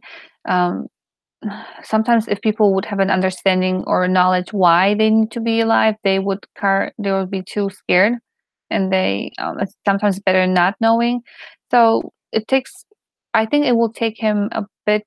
Well, it already was taking him a long time to get used to fire. He's still not used to fire, and he's terrified of it. So I see him conquering that fear. If he survives, I don't know, but he may be burned more, and he's going to be fine with it. He will step maybe not in front of a dragon because nobody can survive that, but I see him as being in the scene with fire and being fine with it because there is somebody to protect. Maybe he has to go through something to get somewhere. He may survive, he may not. I'm fine either way with it, but I want him to kind of just get a grip on life and not be afraid anymore. Maybe find love, not necessarily romantic love. I know he has love for Arya, but maybe find someone who loves him back. He doesn't know Arya loves him back, so maybe to find out that would be very sweet and very nice. Yeah, like the kind of one final thought that I have about um, the Hound is that he did kind of start to embrace his fear of fire or getting over it, sorry, of fire when he was there for um, the battle of against the White Walkers in the Beyond the Wall episode, where he was able to climb on top of something that breathes fire that can kill a whole bunch of people in 1 second. So he's slowly starting to become more accepting of the fire and less afraid of it. But I could be wrong, and he could completely revert back to his fearfulness of fire. Um, but I do feel like part of him having his redemption arc, I guess, if you want to call it that, is him accepting fire and not being afraid of it like he was when he was a small child and he burned it. And we have 3 more people that we can talk about. These 2 characters we can kind of talk about together since they're always in the same scene pretty much. Brienne and Pod, the part of the Queen's Guard of, I guess, Sansa. Go ahead, Johnny, Eleanor. Well, I predict something super devastating happening to Brienne, but she lives and her outlook on life is completely different. Kind of like what happens in the book where she gets her cheek eaten off by a biter. Oh my gosh, that's like one of the worst chapters. Like you can so see that in your head and the thoughts she's having while she's being eaten alive. Oh, it's like George R. R. Martin has been eaten alive before. Um, it's horrible. But if they're gonna try to stay somewhat true to the books, Brienne is gonna have to kind of not devolve, but become hit in the face by reality more. And I don't think that's necessarily happened yet. I thought it was going to happen when she fought the Hound. I thought she would get severely mangled as well. But, I could be wrong. We do have a lot of fan service out there at this point. So, but I am hoping to see Brienne, not her downfall, but kind of what's happening in the books with her evolution of knowing that she can't always be that perfect, honorable person. Kind of in the same way John has to see the world. Yeah, that completely would be nice for her too. I mean, she's talking about being a knight. That was her lifelong dream, and then Jamie is teaching her by just giving examples and showing his own experience of being a knight. that not everything is just this great thing that you do. And we see bits of it when she's talking to Jamie when they're leaving that that meeting with Cersei and Dany. That it would be a huge twist, I think, if we would see Brienne stabbing somebody in the back. I kind of, me loving the chaos on the show, I would love to see that, and how she reacts to it. Either thinking just before she does it, or not even realizing that she did it, and then doing it, and then processing, oh my god, I just stabbed somebody in the back. What if she has to kill Dany like Jamie had to kill her father? That Interesting. interesting twist, yeah. But yeah, that would be, yeah, that would be double twist, double wow. But for her, it would be, I think, big enough of a shocker for her and for us to see that she is actually able to stab somebody like that. Something very, very unknightly. Yeah. And then for Kenzie, do you want to switch to Patrick, or, and you're muted. You can continue your thought for a second if you want, No, unless you that's want okay. to. No, that was it. I just see her. I want to see some changes in her. I want her to see that, realize that, yeah, Jamie was right. That not everything is so great. Yeah, and realizing that it is possible to stab somebody in the back if there is a, I guess, good reason for it, whatever the reason is. I think that Brienne will fulfill or continue to fulfill what she had promised Catelyn, which is that she would protect Catelyn Stark's children until the day she dies. And maybe part of that is that she may have to kill Daenerys. That just fuels to more fire for people to hate Sansa, as Brienne is, I guess, part of Daenerys, geez, part of Sansa's Queensguard. So that would be another reason why people are like, oh, I hate Sansa, and now I hate Brienne because they had to kill Daenerys. But besides all of that, I do feel like there was a reason why Brienne and Jamie were paired up for about a season and a half, when Jamie and Brienne are together, and that is because Brienne learned a lot from Jamie and learned a lot about his backstory. So she, along with whoever is the survivor slash the author of this time in history for Westeros, will write about how Jamie was an honorable person, how he may have done bad things when he was younger, but he was able to redeem himself. And part of redeeming himself was being able to be a part of the people that saved Westeros. And uh, before uh, as I talk about Pod, I'll talk about Pod for a second. I don't think that Pod will be one of the people that marries Sansa or Arya or something like that of that nature. I don't feel like his ending is like that, but I do feel like he could be one of these people potentially that's involved in the next generation of, say, the people who survive. Because Pod knows a lot about a lot of things, including sigils, so he may have to tell people what the sigils look like if they have been all burnt away or they've all been taken out. So that's my thought about Pod, as well as him being a ultimate fighter, but also potentially dying in season 8. But yeah, I digress. Go ahead, Johnny or LMR. I can't remember who clicked their button. I'll just say something real quick. You brought up about Brienne writing in the White Book. I think it would be a better twist if the Hound was the one that had to write in the White Book. Whether we know if either one of them can write or not, I think Brienne can write because she was a lady, so she would have had to learn. As far as the Hound, they were born into or made their own house in a sense, but I don't know if he's learned how to write. I know that's digressing. Uh, as far as Pod, it's very interesting. See, interesting again. It's mind blowing that he's doing all this training, and we're not getting much from him the past couple of seasons. So it's hard for me to say what he's going to do. It seems like he's going to become an unlikely hero of sorts, but to what extent, I don't know. Do I see him killing a white? Maybe. I don't know. I don't.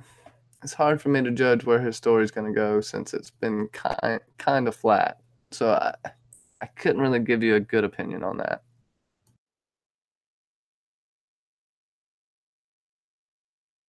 LMR, starting with an E.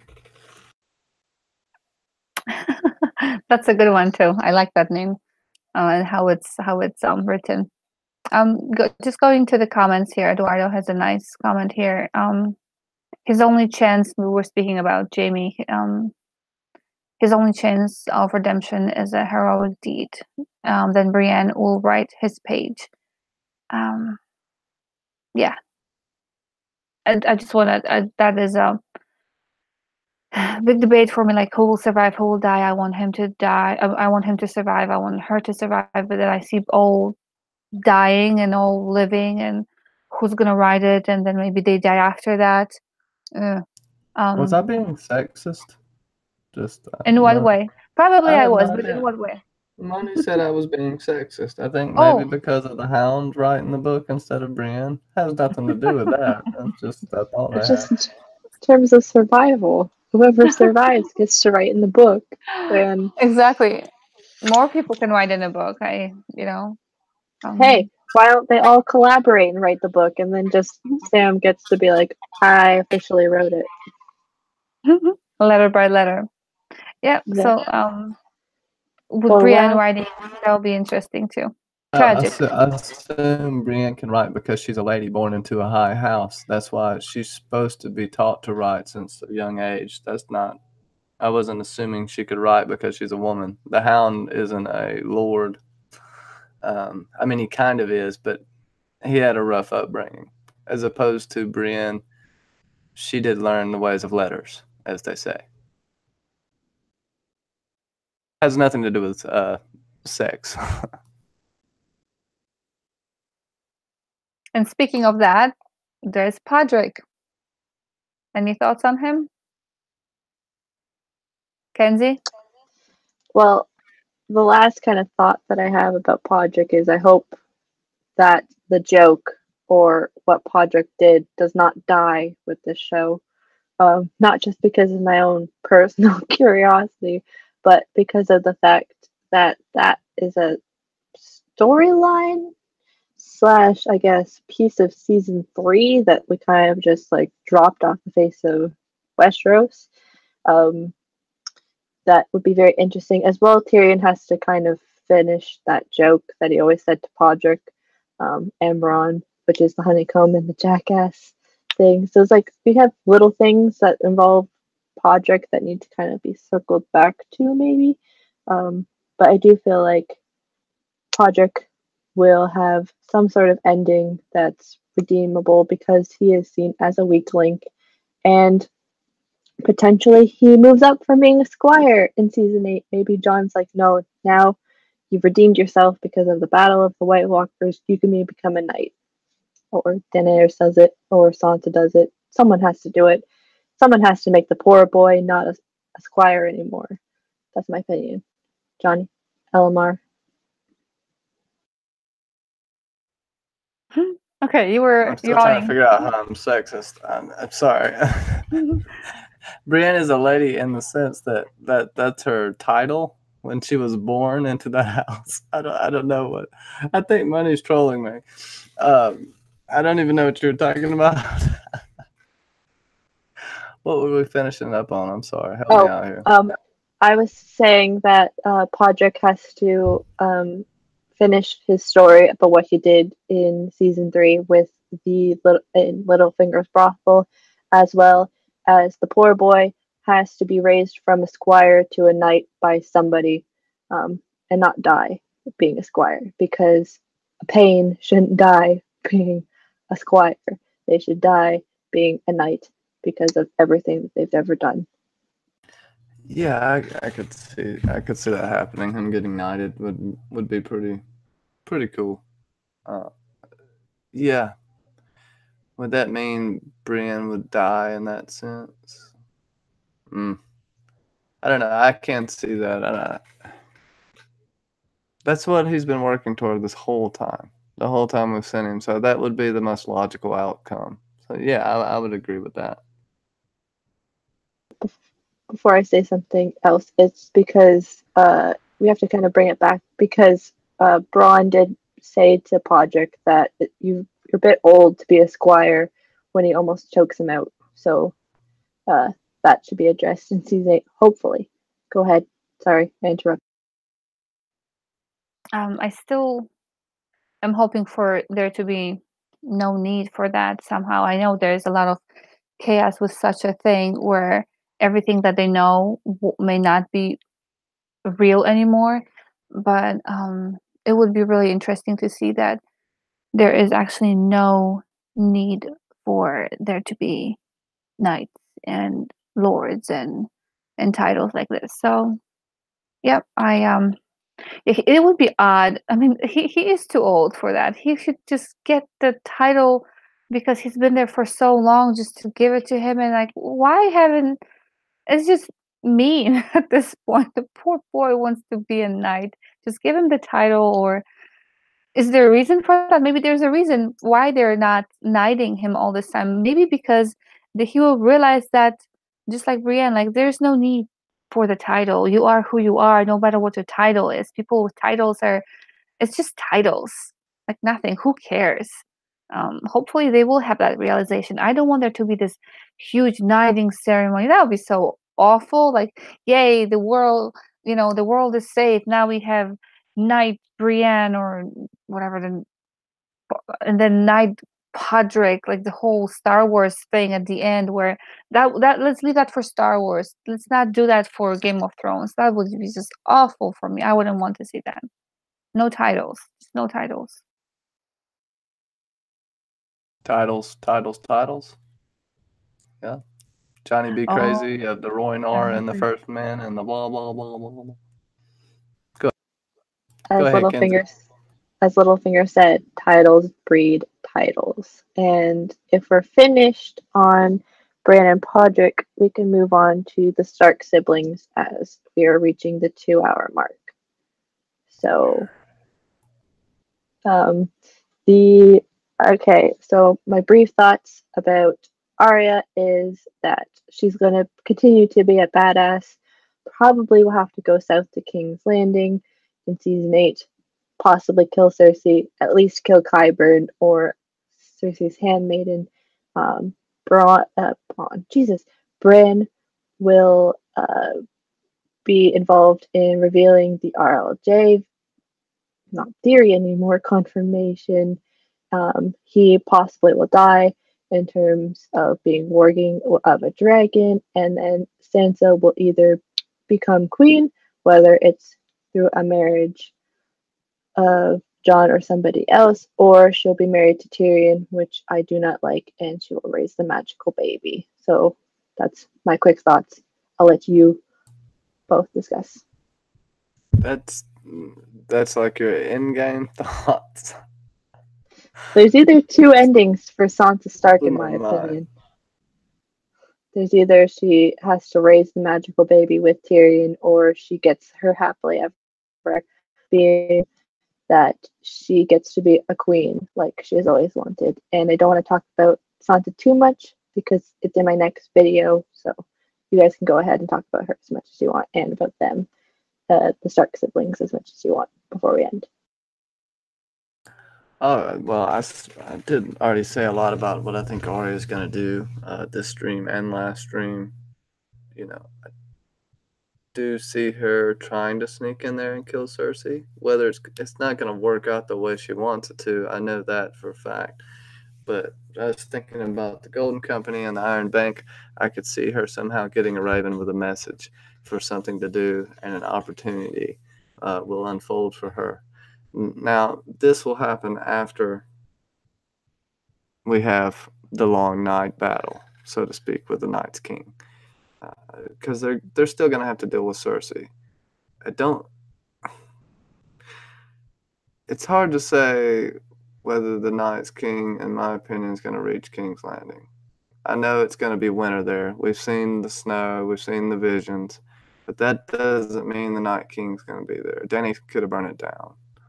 Uh, I do see a scenario where Jon goes there desperately and then gets, just like his uncle and his grandfather, gets locked up for going to try to make a treaty and get help. So I could see something like that happening for Jon. That's why and that would give Arya a reason to go in as well. So there's a few different scenarios. As far as Sansa, it makes sense for her to be queen if there is going to be a queen. Now, is there going to be a queen? I don't know. But the whole show is her being groomed to be a queen, period. You can say Dany was being groomed to be a queen, but she was pretty much forced into it and then started believing her own hype. Whereas Sansa is a little uptight, but it's more understandable in the sense where she's been around the Game of Thrones so long and she seems to know when to talk and when not to talk. She did learn from the two best players, some of the two best players, Peter Baelish and Cersei, and we know that she took everything to heart, even though she was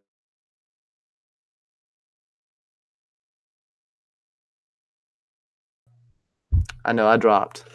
Where did I drop at? You were talking about how Sansa learned from Baelish and Cersei. Okay, yeah. So I can definitely see her being a queen and a just queen, but a lot of stuff will have to happen. But I think it's very possible. It just seems so foreshadowed that if she's not the queen of the realm, that she will be wardeness of the North. And I won't get too much more into that because I don't want to spoil anything. I got a sneak peek. Sorry. So yeah, siblings, right? We have Bran, we have Arya, and we have Sansa. So Bran would be a great advisor because he knows everything, right? He just needs to get the stuff in order. He needs to know what he's talking about, not we already saw them, right, sitting at that table, all three of them, kind of embracing their power, or sitting, not sitting, because Arya was kind of to the side. But yeah, uh, for them to be the well, three of them, there's a power in number three. I guess it keeps being talked about on the show. But Sansa, yeah, she was brought up to be a lady. She was gonna be out there, and she is better of a ruler. I think would be better of a ruler than Dany, just because she's more logical. Like, putting all the hate aside, if you put, like, let's say, one things that she's done wrong, personally, I don't care about that. I mean, just talking about rulers, they have to put their personal stuff aside, and she is doing greater things for the people than Dany is. Just the simple thought of, arm putting the armor and getting the food, where Dany's burning the food and bringing people over who are not dressed properly in winter, is there already. Like, they're gonna freeze their behinds off. Like, it will be interesting to see how those warriors are dressed, to see their costumes for next season, how they handle winter, those fighting conditions, and food, and the food that they don't have right now. So Sansa as a ruler, definitely. Arya as a warrior, very much so. Maybe finding different purpose in life, but this is all she wanted. She wanted to be the fighter. We see her with a helmet on, right? With a just already kind of like a very, very not ladylike, just kind of there with the boys. Bran, he wanted to be a knight, right, when he was younger, but his thing changed, so he cannot be a knight. He will be, The if he Night's survives. King.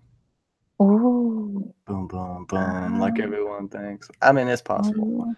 I Anything is just possible. want to Yeah. say AU, I kind of mimic Mackenzie because I did see a lot of evidence that she has for her video today. So I was trying. It's pretty good. And I just wanted to say that, yeah. I didn't need redemption, by the way. I don't know what that means, but thank you. Let's see. Eduardo asked a perfect question, Mackenzie. Would you like to? Did you see that? He read our minds from earlier today. Oh, I just want to make sure that LMR finished her thought before we kind of do a reveal sort of thing. Yep, I did. We're all good. So, Eduardo, you kind of read my mind slash Johnny's mind slash I guess the panel's mind. Um, we were actually thinking of going episode by episode like Johnny and Alamar do with Westworld, but this time with Game of Thrones. So in the coming days slash potential week, we are going to list out the 10 episodes that are make up season 1, and you guys can, whoever's in the chat can contact me, Johnny, Alamar, whoever wants to be involved, and we're going to kind of talk about the episode like people do book club where they talk about an entire chapter, but we're going to go by episode. Hopefully by that point we get to season 8 before we are right around the time that we catch up to the series, and we're just gonna kind of, whoever wants to be on a certain episode can be on a certain episode. We're gonna put out kind of when we think each episode or each stream will air, um, and so you guys don't have to like, not necessarily like fight, but like choose which episode you want. You can watch it at any time, make your notes at any time. So then when the episode comes up, you can join us live and be part of the discussion. I thought that this sort of format would be very interesting, involves different people at different times, get your opinions, put out any thoughts that you want. And Johnny and LMR can make whatever thoughts about this that they want. I just thought about this today in the last couple of days, so let me know of your thoughts. And before we do final thoughts slash a wrap up. Aren't there 67 episodes? There will be Yes. 73 total, right? Is that what Eduardo means? I Yeah. was like, am I missing episode somewhere? Well, because you got the 67 and then you got the 6. So whichever the math is, because I can't do it right now, it's that amount. Okay, I was just making sure there wasn't some secret episodes on a DVD somewhere. But yeah, we can talk about the episode like you do a book club. The tentative title for it is Episode Club instead of Book Club. But yeah, anybody who wants to come on can kind of come on, talk about the episode. Basically book club, but instead of a different medium. So yeah, that's kind of the announcement. We'll figure out the details later, but now we can do final thoughts of the stream before we sign off as we've reached the 2-hour mark. Go ahead, my guests slash co-hosts slash whatever you want to call yourselves on my channel. I'll call myself an honored guest of the great Mackenzie L. Burns, and thank you so much for having me on. I don't really have any final thoughts. I think we wrapped it up really well. As far as the brand thing goes, I'd like to get into that later. I'd like to have a little more time to talk about Mr. Brand because he is very, very complicated. I just want to say thank you to everyone in the chat. Thank you to LMR for coming on, my super co-host. Just much love to everyone. Positivity to all. Nothing but love. That's all I have to say. And thank you. And also, Saturday around 5 o'clock, I'll be doing a Nooners of Ice and Fire, even though it's not noon. But it'll be a special with Milt, and he's going to talk about the Doom of Valyria and the Arm of Dorne. And it should be fantastic. That'll be on my channel. Check it out. And also, Eduardo will be on Westworld this week. I'll let LMR tell you about that. Yeah, you heard it here. Not first. We actually mentioned it before.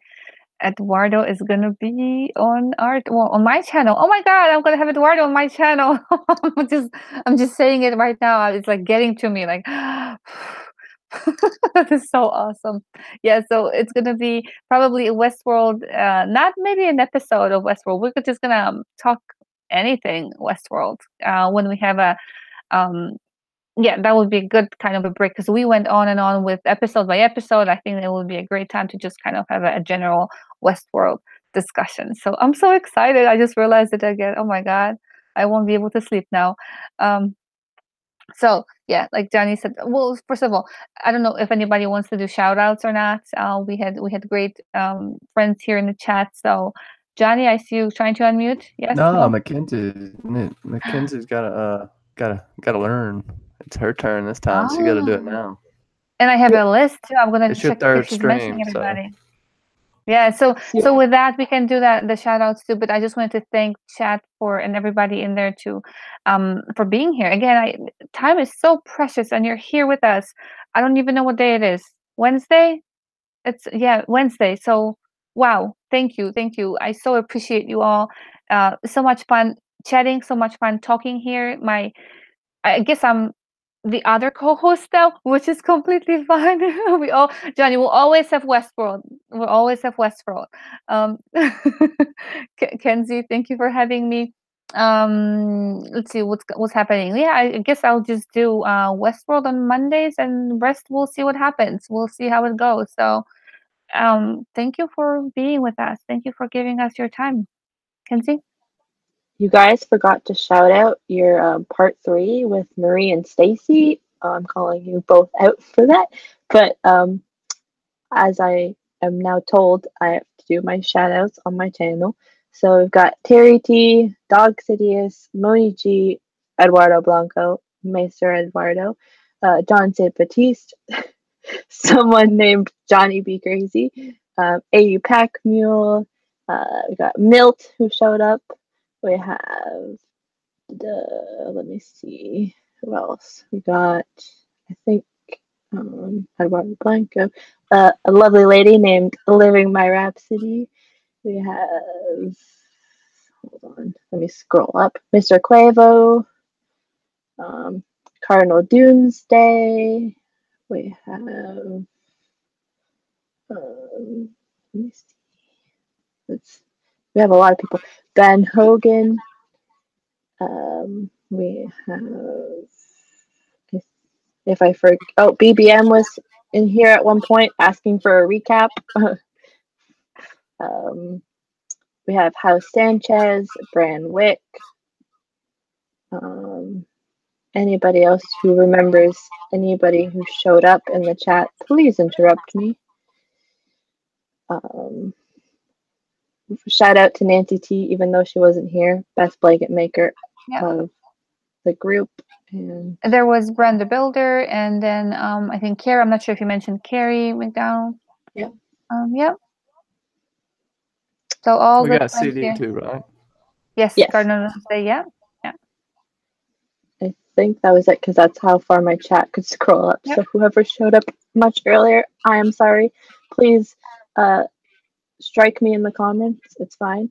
But I want to thank everybody for showing up today and spending 2 hours of your Wednesday with us / Thursday with us, depending on where you are in the world, talking about the people that nobody really talks about, which are those people around our 3 big characters. And I hope you guys enjoyed it. Any more thoughts before we sign off? Nope. I'll just thank you very much. All right. Thank you guys very much and have a good rest of your evening / a great rest of your week. Bye.